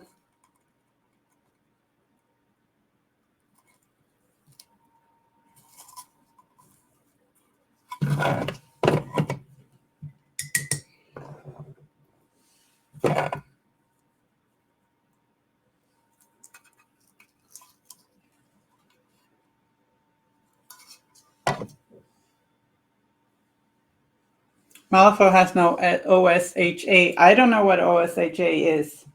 Please enlighten me.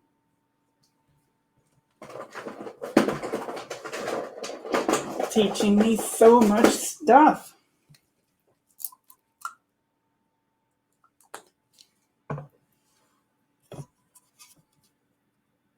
Or is it just OSHA? I don't know. Just trying out Wildwood on this. Maybe that looks good.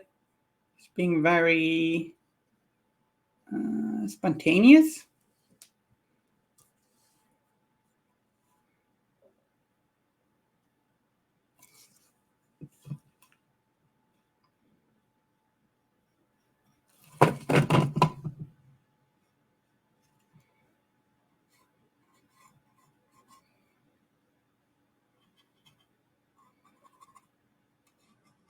Occupational Safety and Health Administration. No, I'm pretty sure they don't. I think you're right there.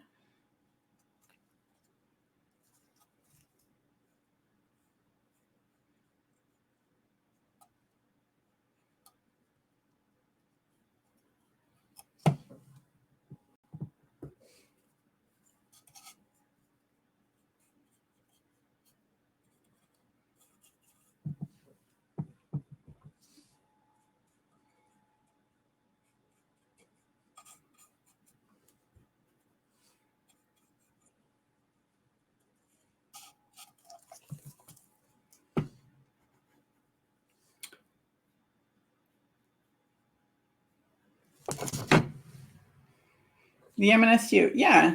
Yeah, we've got, Anaidu is working hard, creating safety for the workers. Such a good lawyer. Really has the heart in right place.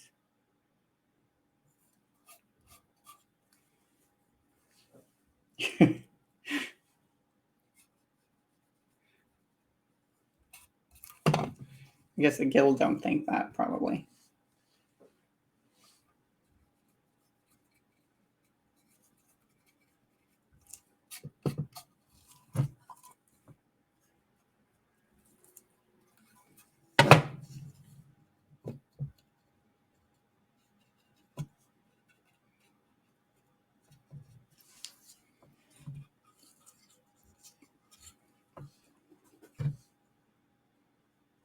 I think this is supposed to be moss. Looks like it. I don't have a green contrast, but I'm going to mix some green wash into some brown contrast and see if that works. Okay. Yeah, it's been nice having with you too, Ferak. Thanks for stopping by. It's been a blast. Have a lovely continued day, evening, or whatever it is for you. Bye bye.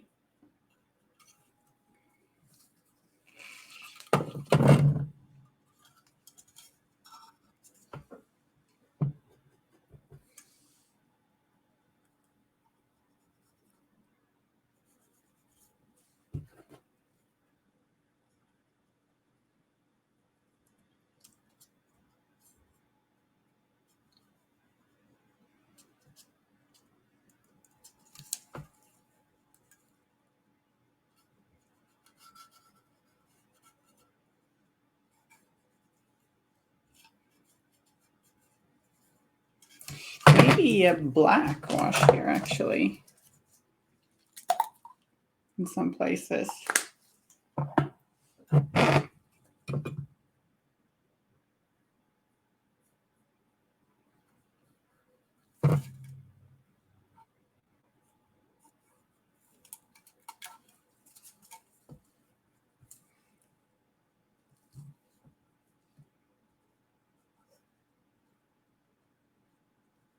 We're making the wall plaster thingamajig stand out quite a lot with that against the ruined parts.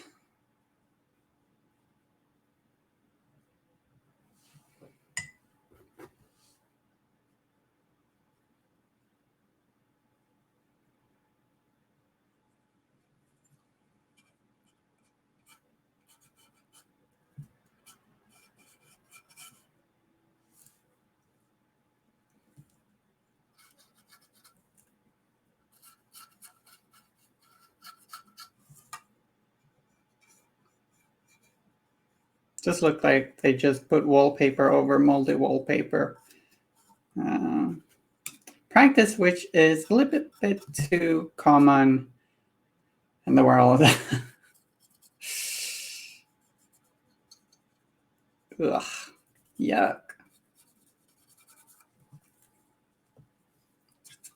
I remember staying at a hotel, which had we noticed after having a shower that the floor was tilted, like it was there was a slope. It sloped in such a way that the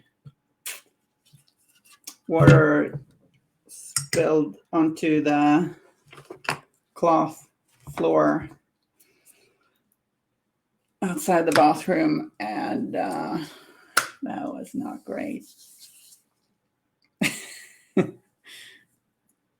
Okay, so maybe time for metal.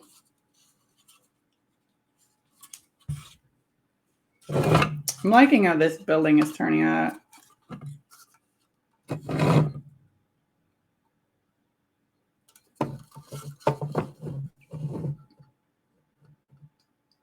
Need to paint this, of course. Let's do that first and then do some metals.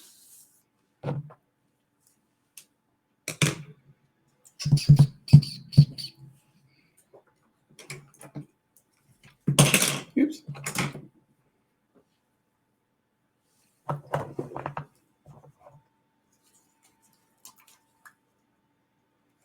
Okay, so I'm gonna paint this poster with Steel Agent Drab.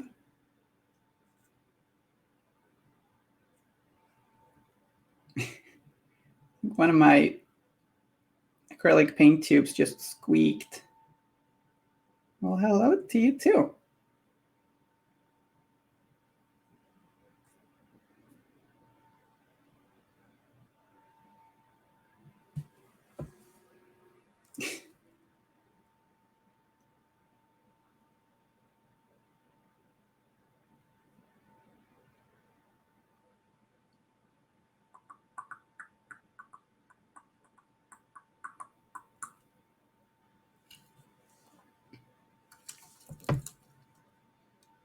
Continuing to be very hyped for the Six Nations tournament, where I'm going to be representing Guild,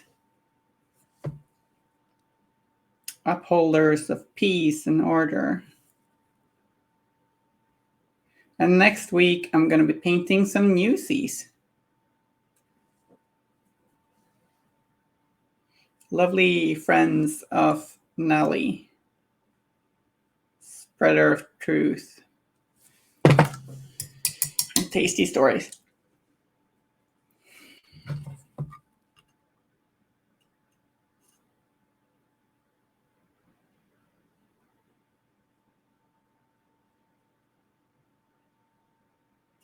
I wonder what to paint in this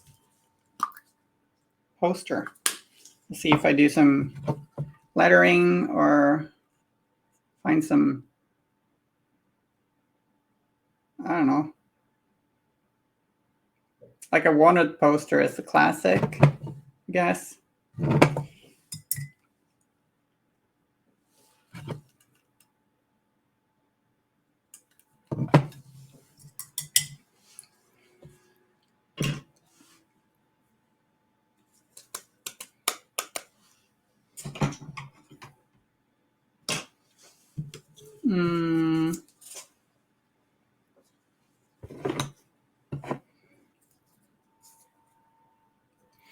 Okay, time for some metals, I think.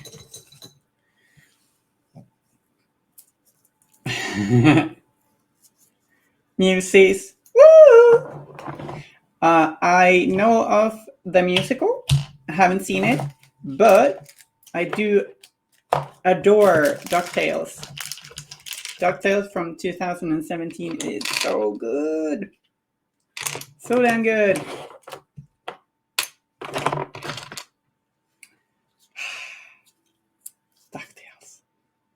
Where was I? Metals.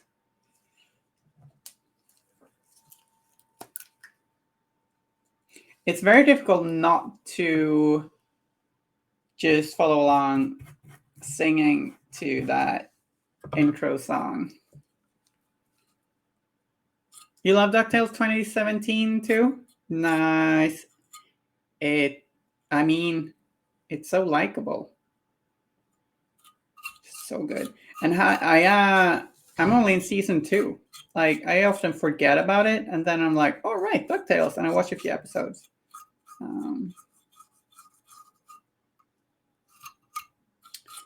I watch it together with my girlfriend, and that is always good fun.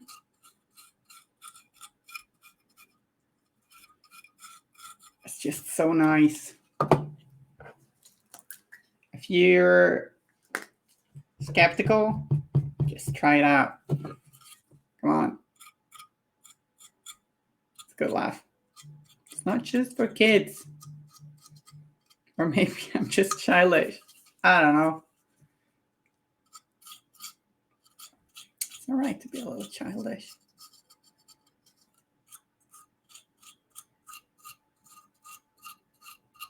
I wonder what cartoons kids of Malifaux would watch if they had TVs and cartoons. I kind of imagine like Jake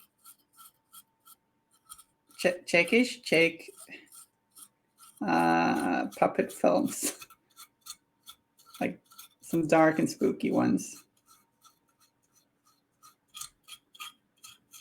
Although I imagine they would want to watch something that is not dark and spooky.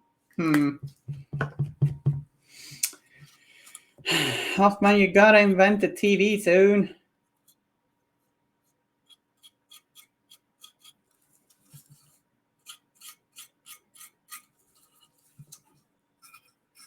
Just dry brushing this roughly with lead belcher. It might have been a good idea. Oh, look, there's a tiny cute little child fence there.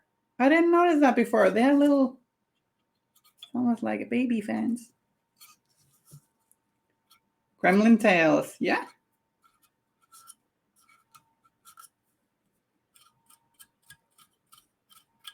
I lost my train of thought. I lose a whole lot of trains in this stream.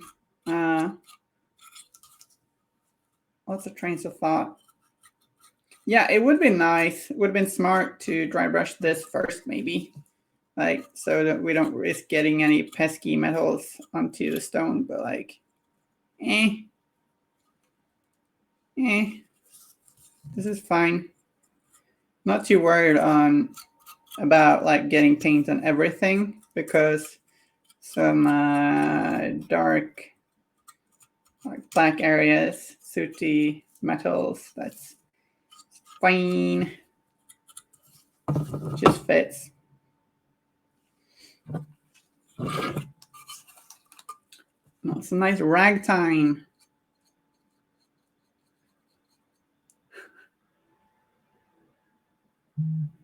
McBluff says, I wonder if animation would have advanced more quickly in this timeline. Maybe they have some true rubber house animations. Wow, you're a lot more knowledgeable about animation than I am. So, like, I don't know what that is.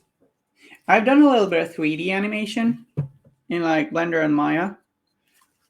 Like I did some of the animation work for the game SteamWorld Heist, but I'm not very knowledgeable about classic animation.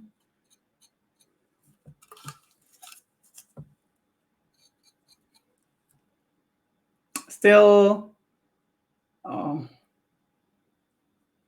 yeah, it's really nice that there are so many good kids shows that aren't just for kids. Like, even if you're an adult, it's still a good story. Like,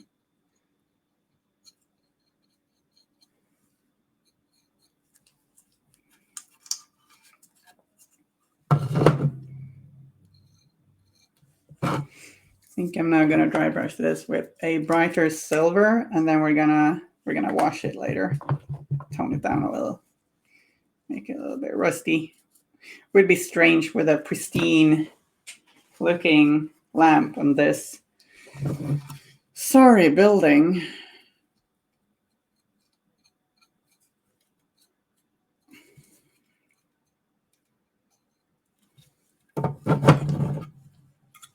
I've heard so much good stuff about Gravity Falls, but like I've yet to watch it.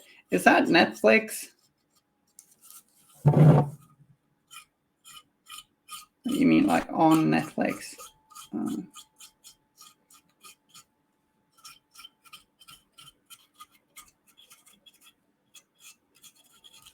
Disney Plus. I see.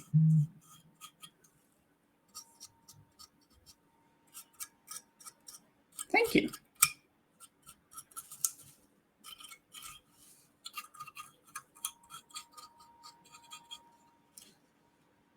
Yeah, that's true.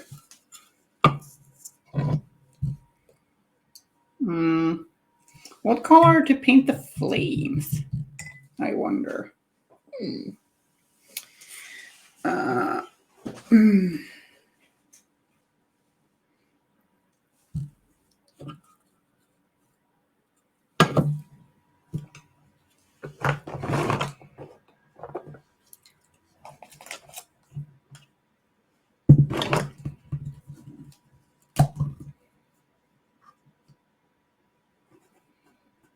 I'm gonna wash the metals with some black wash to start off. Moomin Valley, yes. Oh yeah, I watched Moomin Valley or Moomin as a kid, and I am sure Spiredine did as well, being a fan. I was pretty scared of the Moomin Valley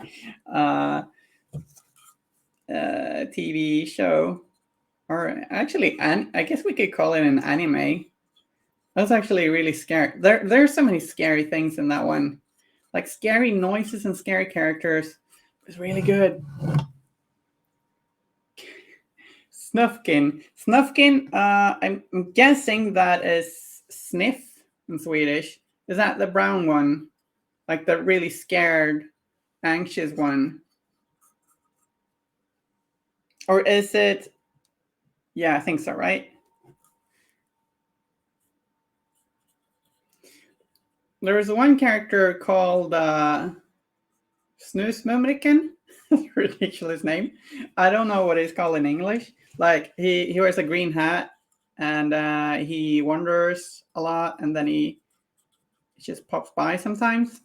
Don't know what it's called, but in my mind, he's like he's one of the Rangers, Lord of the Rings, or maybe even Aragorn himself. It's just like, yeah, the Moomins and Lord of the Rings. It's the same thing.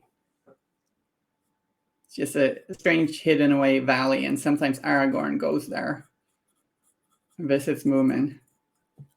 That's my head. That's my canon in my head. I'm pretty convinced. Oh, Snufkin. I'm pretty. Snusmumrik is Snufkin, but he looks like a human.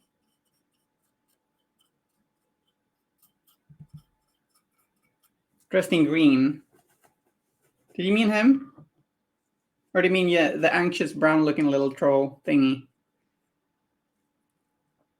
That one's called Sniff in Swedish. This is great content. Now I want a Moomin Malifaux crew.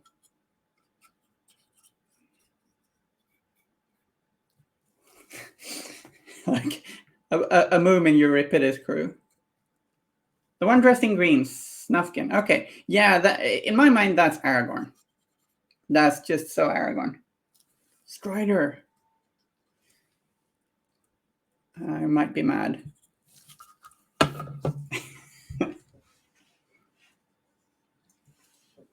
Snufkin. Brilliant name. Brilliant.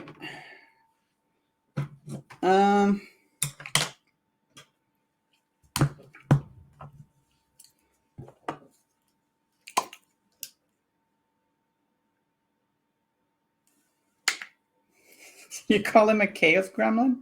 That's nice.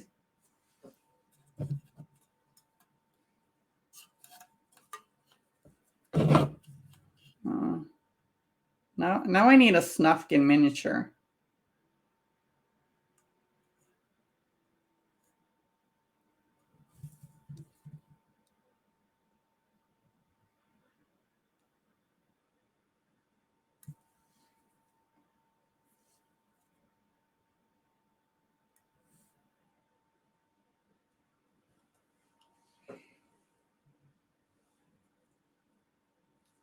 Creepy folklorish. That's nice. I like that.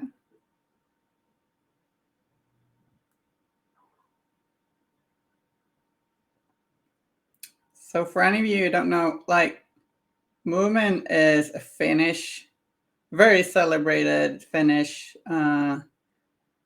children's book that got a little dark in some places. And it's also turned into a cartoon or an anime by some Japanese animation studio. And it just scared the shit out of me as a kid at times. But it was also really cozy and exciting and just nice.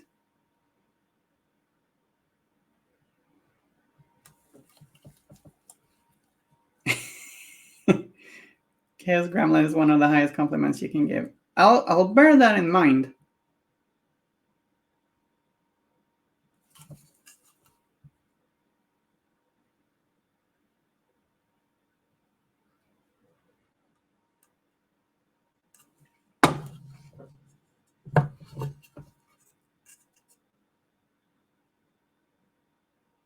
I think maybe we can get away with a little bit of a rough look to this poster with the state of the building and all.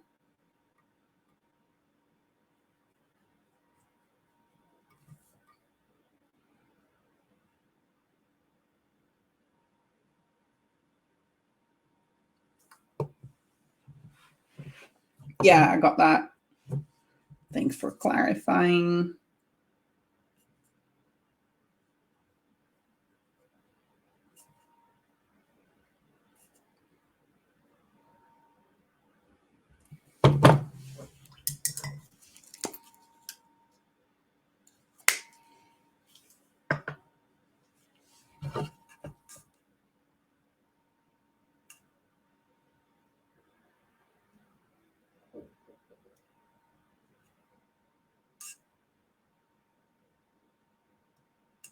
It's a good word. Okay, see you soon.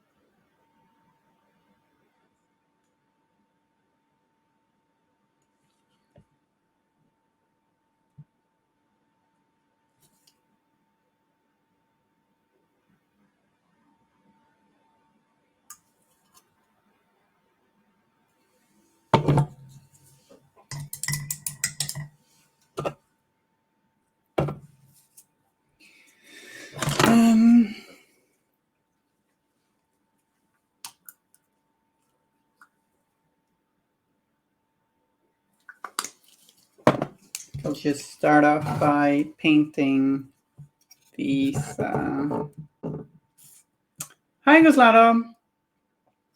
How are you doing? We're painting rickety buildings and walkways.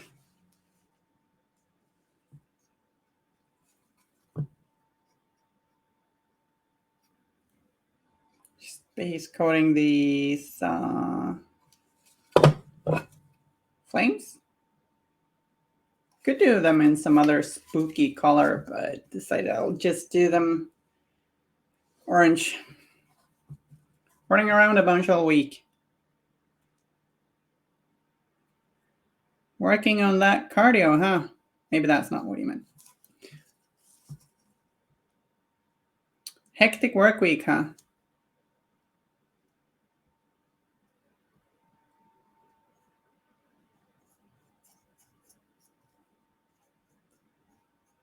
This week's kind of flown by for me.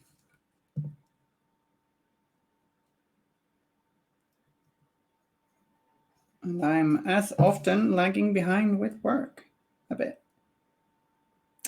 I think that's because I'm planning and I'm an optimist when it comes to time, and often things take longer than I think they will.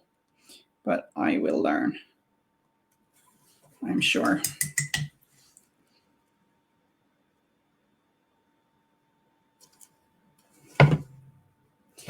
I don't have the energy to bring out the airbrush, but could just do flames a bit easier with the airbrush, I guess. But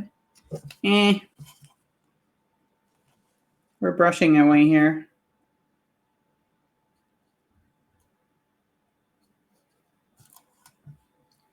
Launched the 3D printables Kickstarter on Tuesday and have the contractors at the house replacing our patio. Nice. So what's your Kickstarter call again?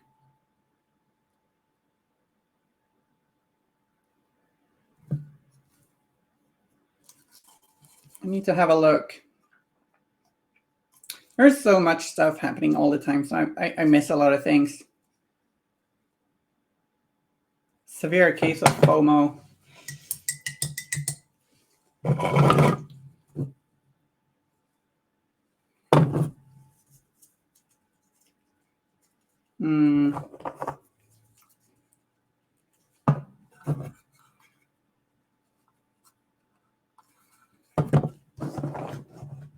Necromancer's Tower. Right, yeah.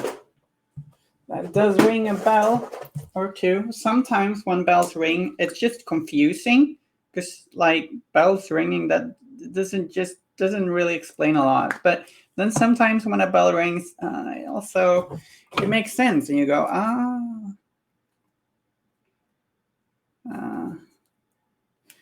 I often feel confused.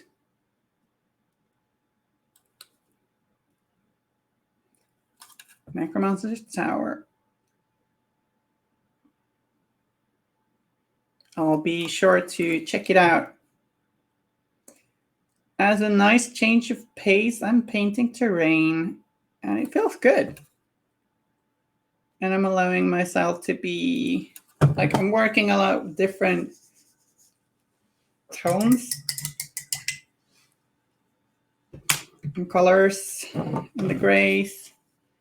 And it's fun. Lots and lots of dry brushing. Yeah, it's a lot of fun. It's a lot of fun. I think maybe, where'd that paint go? I'm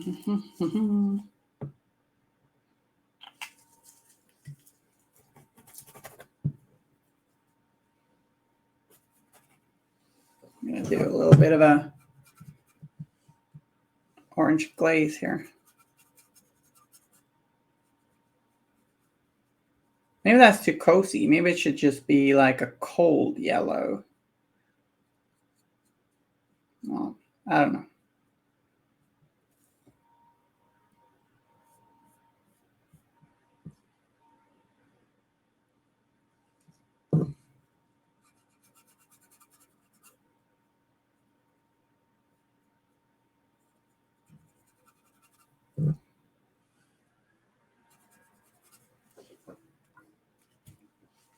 Yeah, and it is fun to paint. And as I said earlier, it's no fun to just play on the same train over and over. So I guess I'll use this train tomorrow when I'm having a game of Malifaux.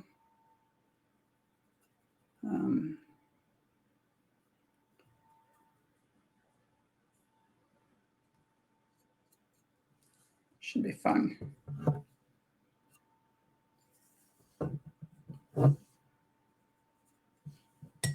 Should probably do this in several steps. Sometimes I'm a little.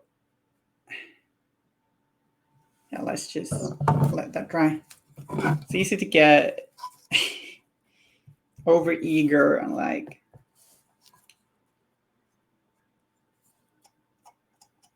not weight.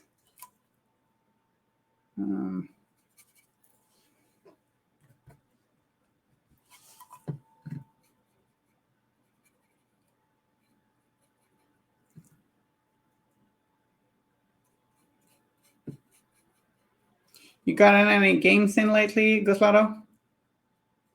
Brought out the good old Barkus.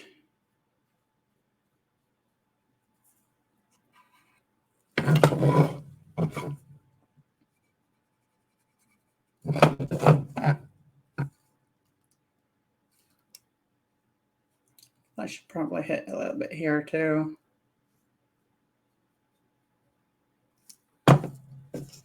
Not underneath here. Ah.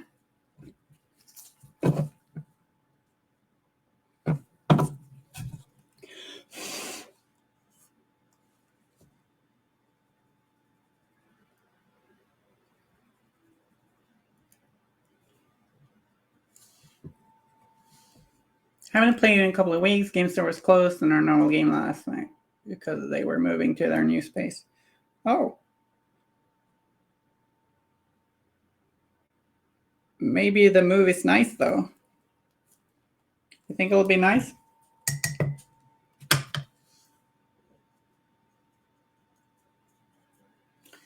I'm going to try it Nelly 2 again tomorrow.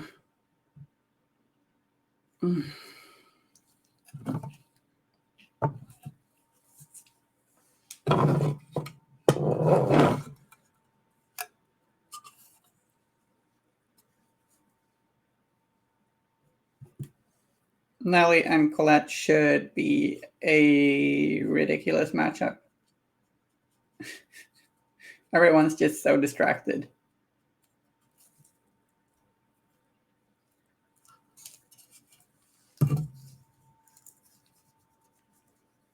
Oh, nice. And nice with the painting class. Sharing your knowledge. Over 10,000 square feet of space. Those are a lot of feet. Wow. Now feet. It's a whole lot. It's a whole lot of space. That's cool.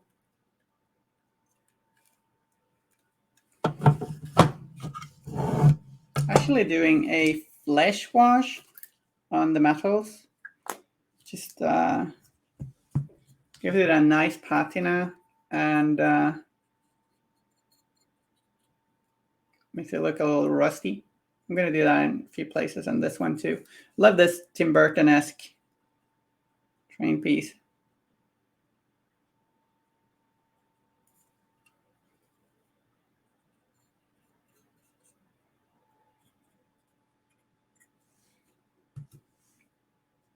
Oops, I should paint the light parts of the lamp, of course.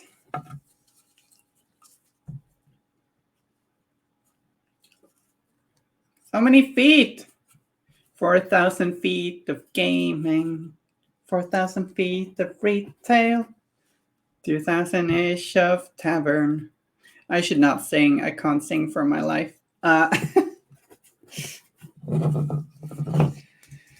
But it's not like this is going on YouTube or anything.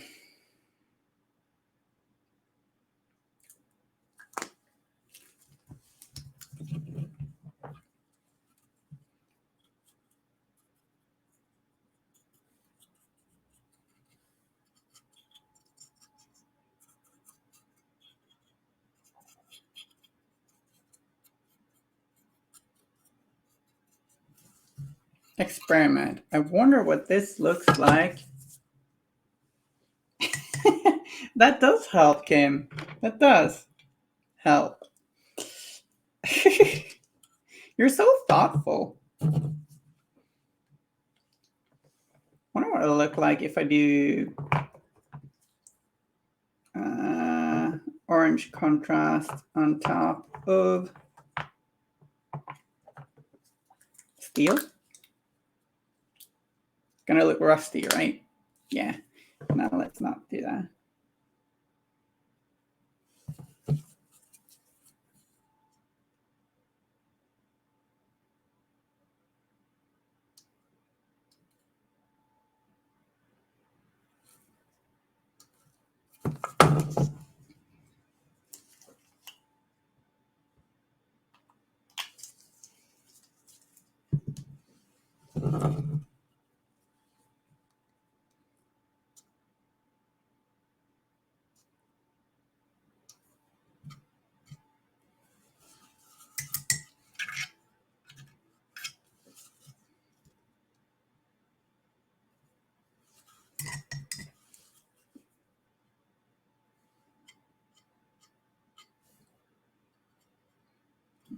Blah. Ah. If anyone's wondering, Vallejo Orange Fire, it does not taste very well. It's a disgusting paint. Don't eat it.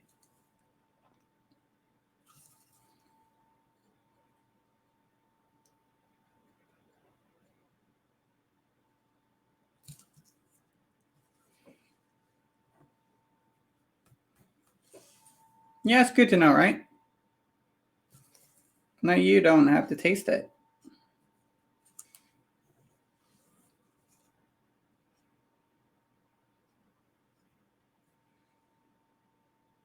Naranja Fuego. Let's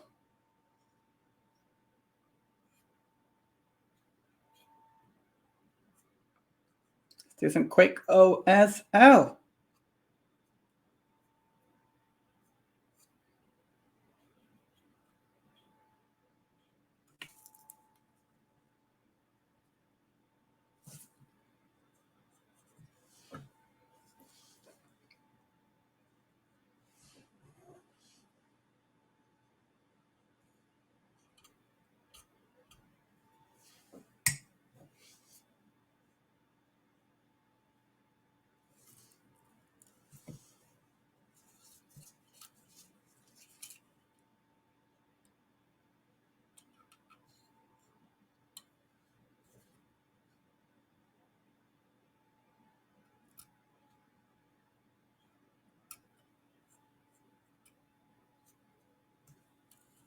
Just thought of a fictional character that's dead, and now I'm sad. That's a bit random. Sometimes nearing the 3-hour mark, I think I get a little weird. My head gets all weird.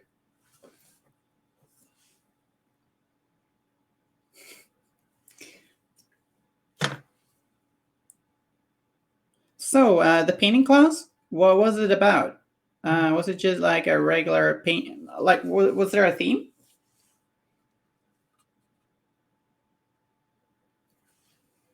And have you done painting classes before? I think you have. It rings a bell again. Like whenever a bell rings, I feel like Homer Simpson with that the ape, the monkey in his head. You know, not quite like that, but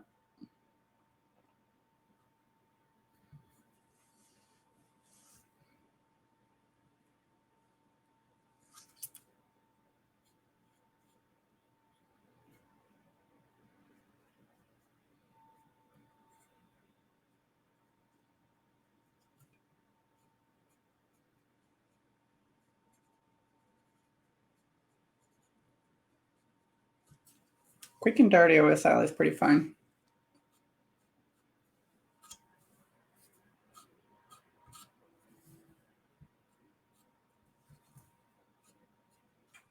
Wyrdscapes released these paint night kits where it comes with a model, a couple of brushes, and all of the paints we recommend for painting it. Nice.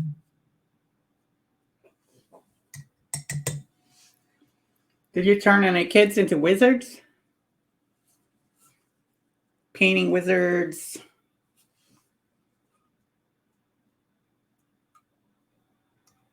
Yeah, I realized you might not have taught kids, but a dire troll, nice. Do you like the kits?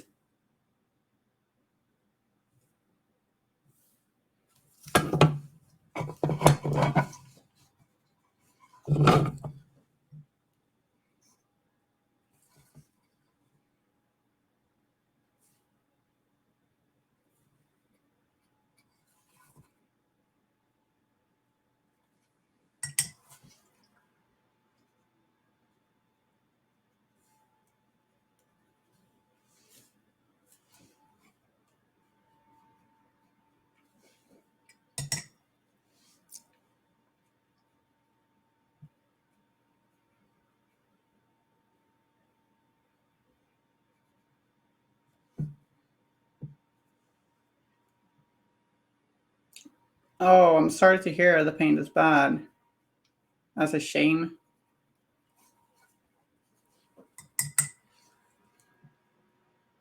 Did you end up using some other paints too to compensate?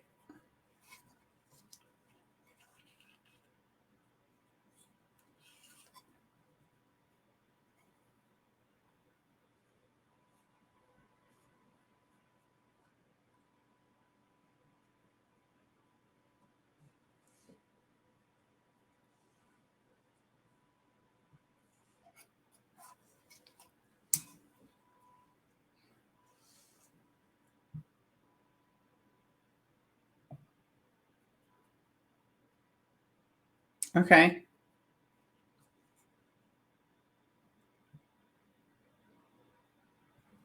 Yeah, I get it. Hope they still had a good time with it. Imagine so with you as a teacher.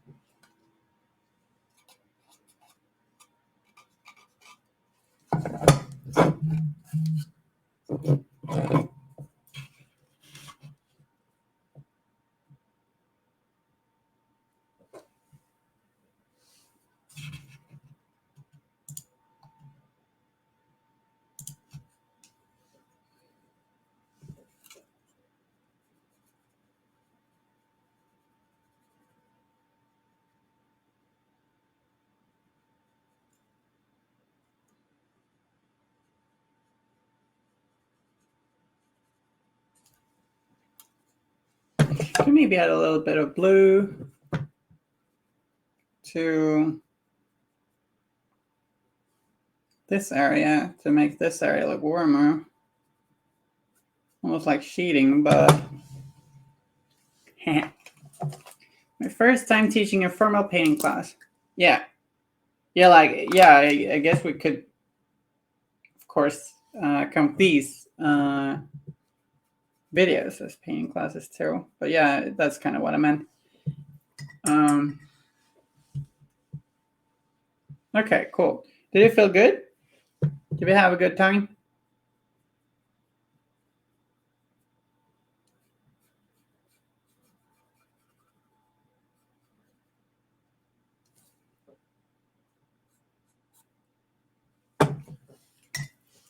Oh, I like that.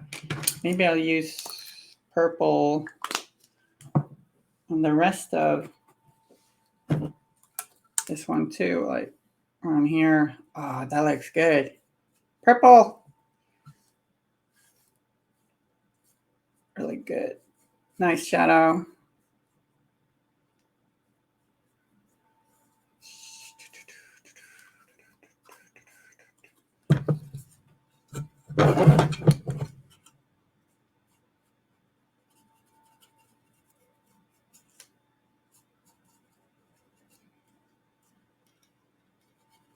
I like painting fast and loose like this.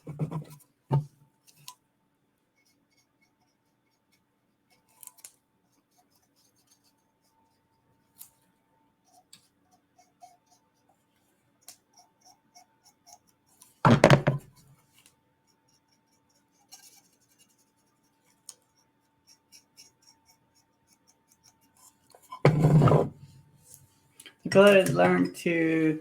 You had fun, but the games shop advertised it differently than what I envisioned. Okay. Learn to paint. I had planned it as learn to paint better, expecting at least some experience with painting minis. Oops. Yeah, there's a slight difference there. Oopsie.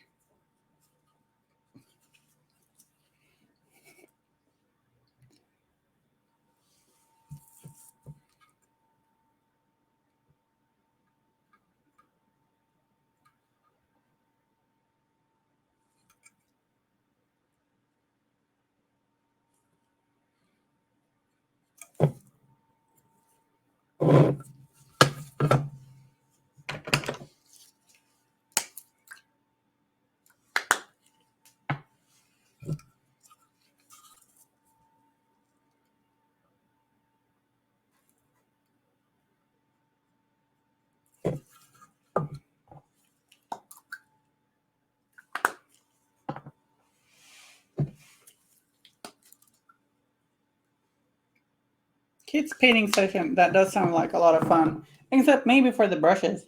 But will someone please think of the brushes? We need a meme with that, maybe.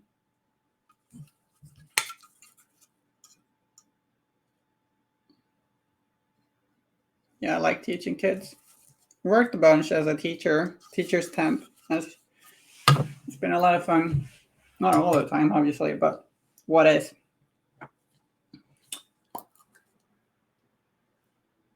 Guslada says, yeah, kids. Not my favorite.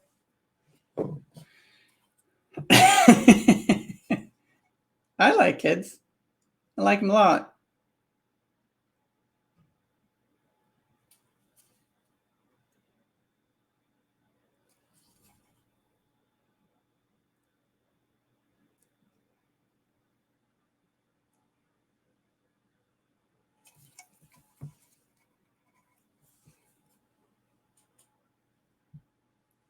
That sounds awesome.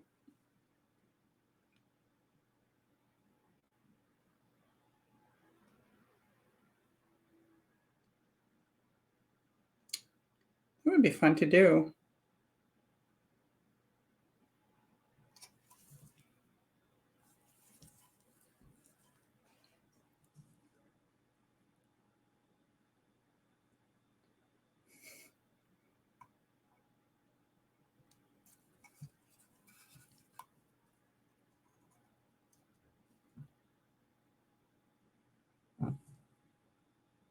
Okay.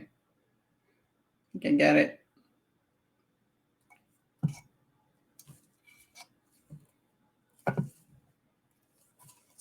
Just so base coated these flames with Mephiston red. There's still a little bit of black showing through, but that's fine. And I'm now painting. What was it called? Wild Rider Red? Yeah. Kind of like inverted, like painting the bright paint into the recesses. I think me and Guslada have different ways to paint flame, which is not strange considering we're trying to emulate a translucent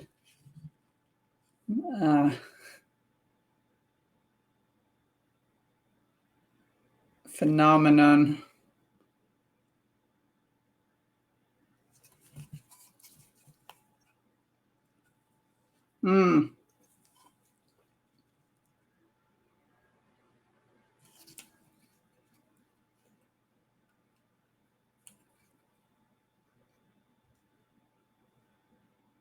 I get it.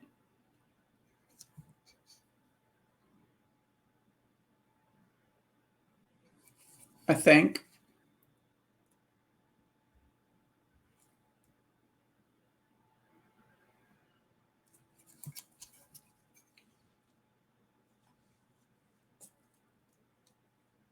Oh, Taekwondo. I did Taekwondo a little bit as a kid. Not for very long, but did Taekwondo and then Jiu-Jitsu for a little while.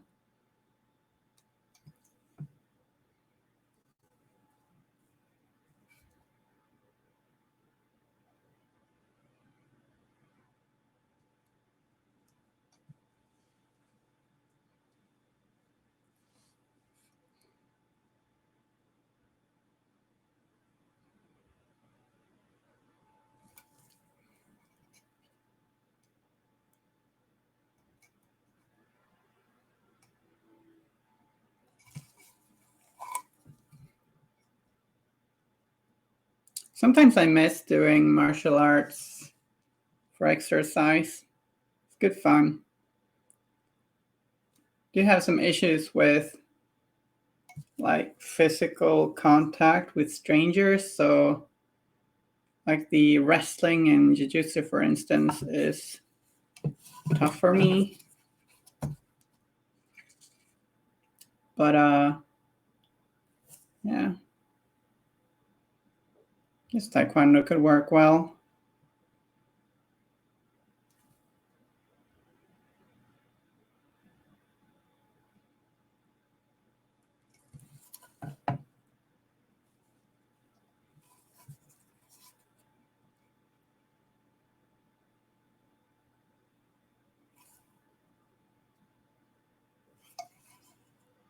Since taekwondo is a little bit more of a,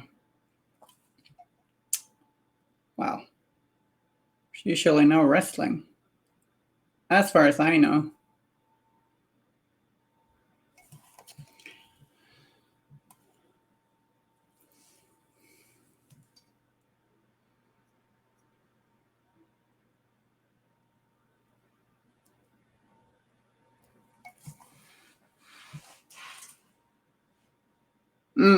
Yeah, I can see that. Right, we're out of time. Running out of time, at least. So I didn't really have the time to finish up the flames, but maybe we'll do that next time. Next time I'm gonna paint Newsies, but maybe I'll do a little bit of a, I don't know, we'll see. We'll paint Newsies and then maybe do a little bit of a train.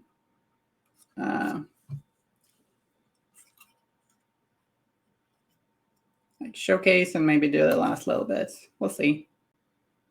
We got pretty far. Yeah, oh goodness. Yeah. Time just flew by. Yeah, that's all my info. Thanks a lot. Yeah, that drawing was awesome. And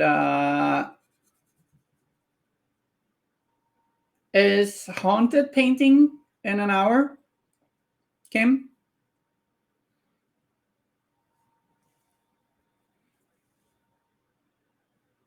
Yep. Okay, so if you want to hang out for more painting, we got Haunted on in an hour. So that'd be nice. Oh, Rooster Riders. They're turning out great. But yeah, thanks for hanging out with me. I'll see you guys next Thursday. Bye-bye. Take care.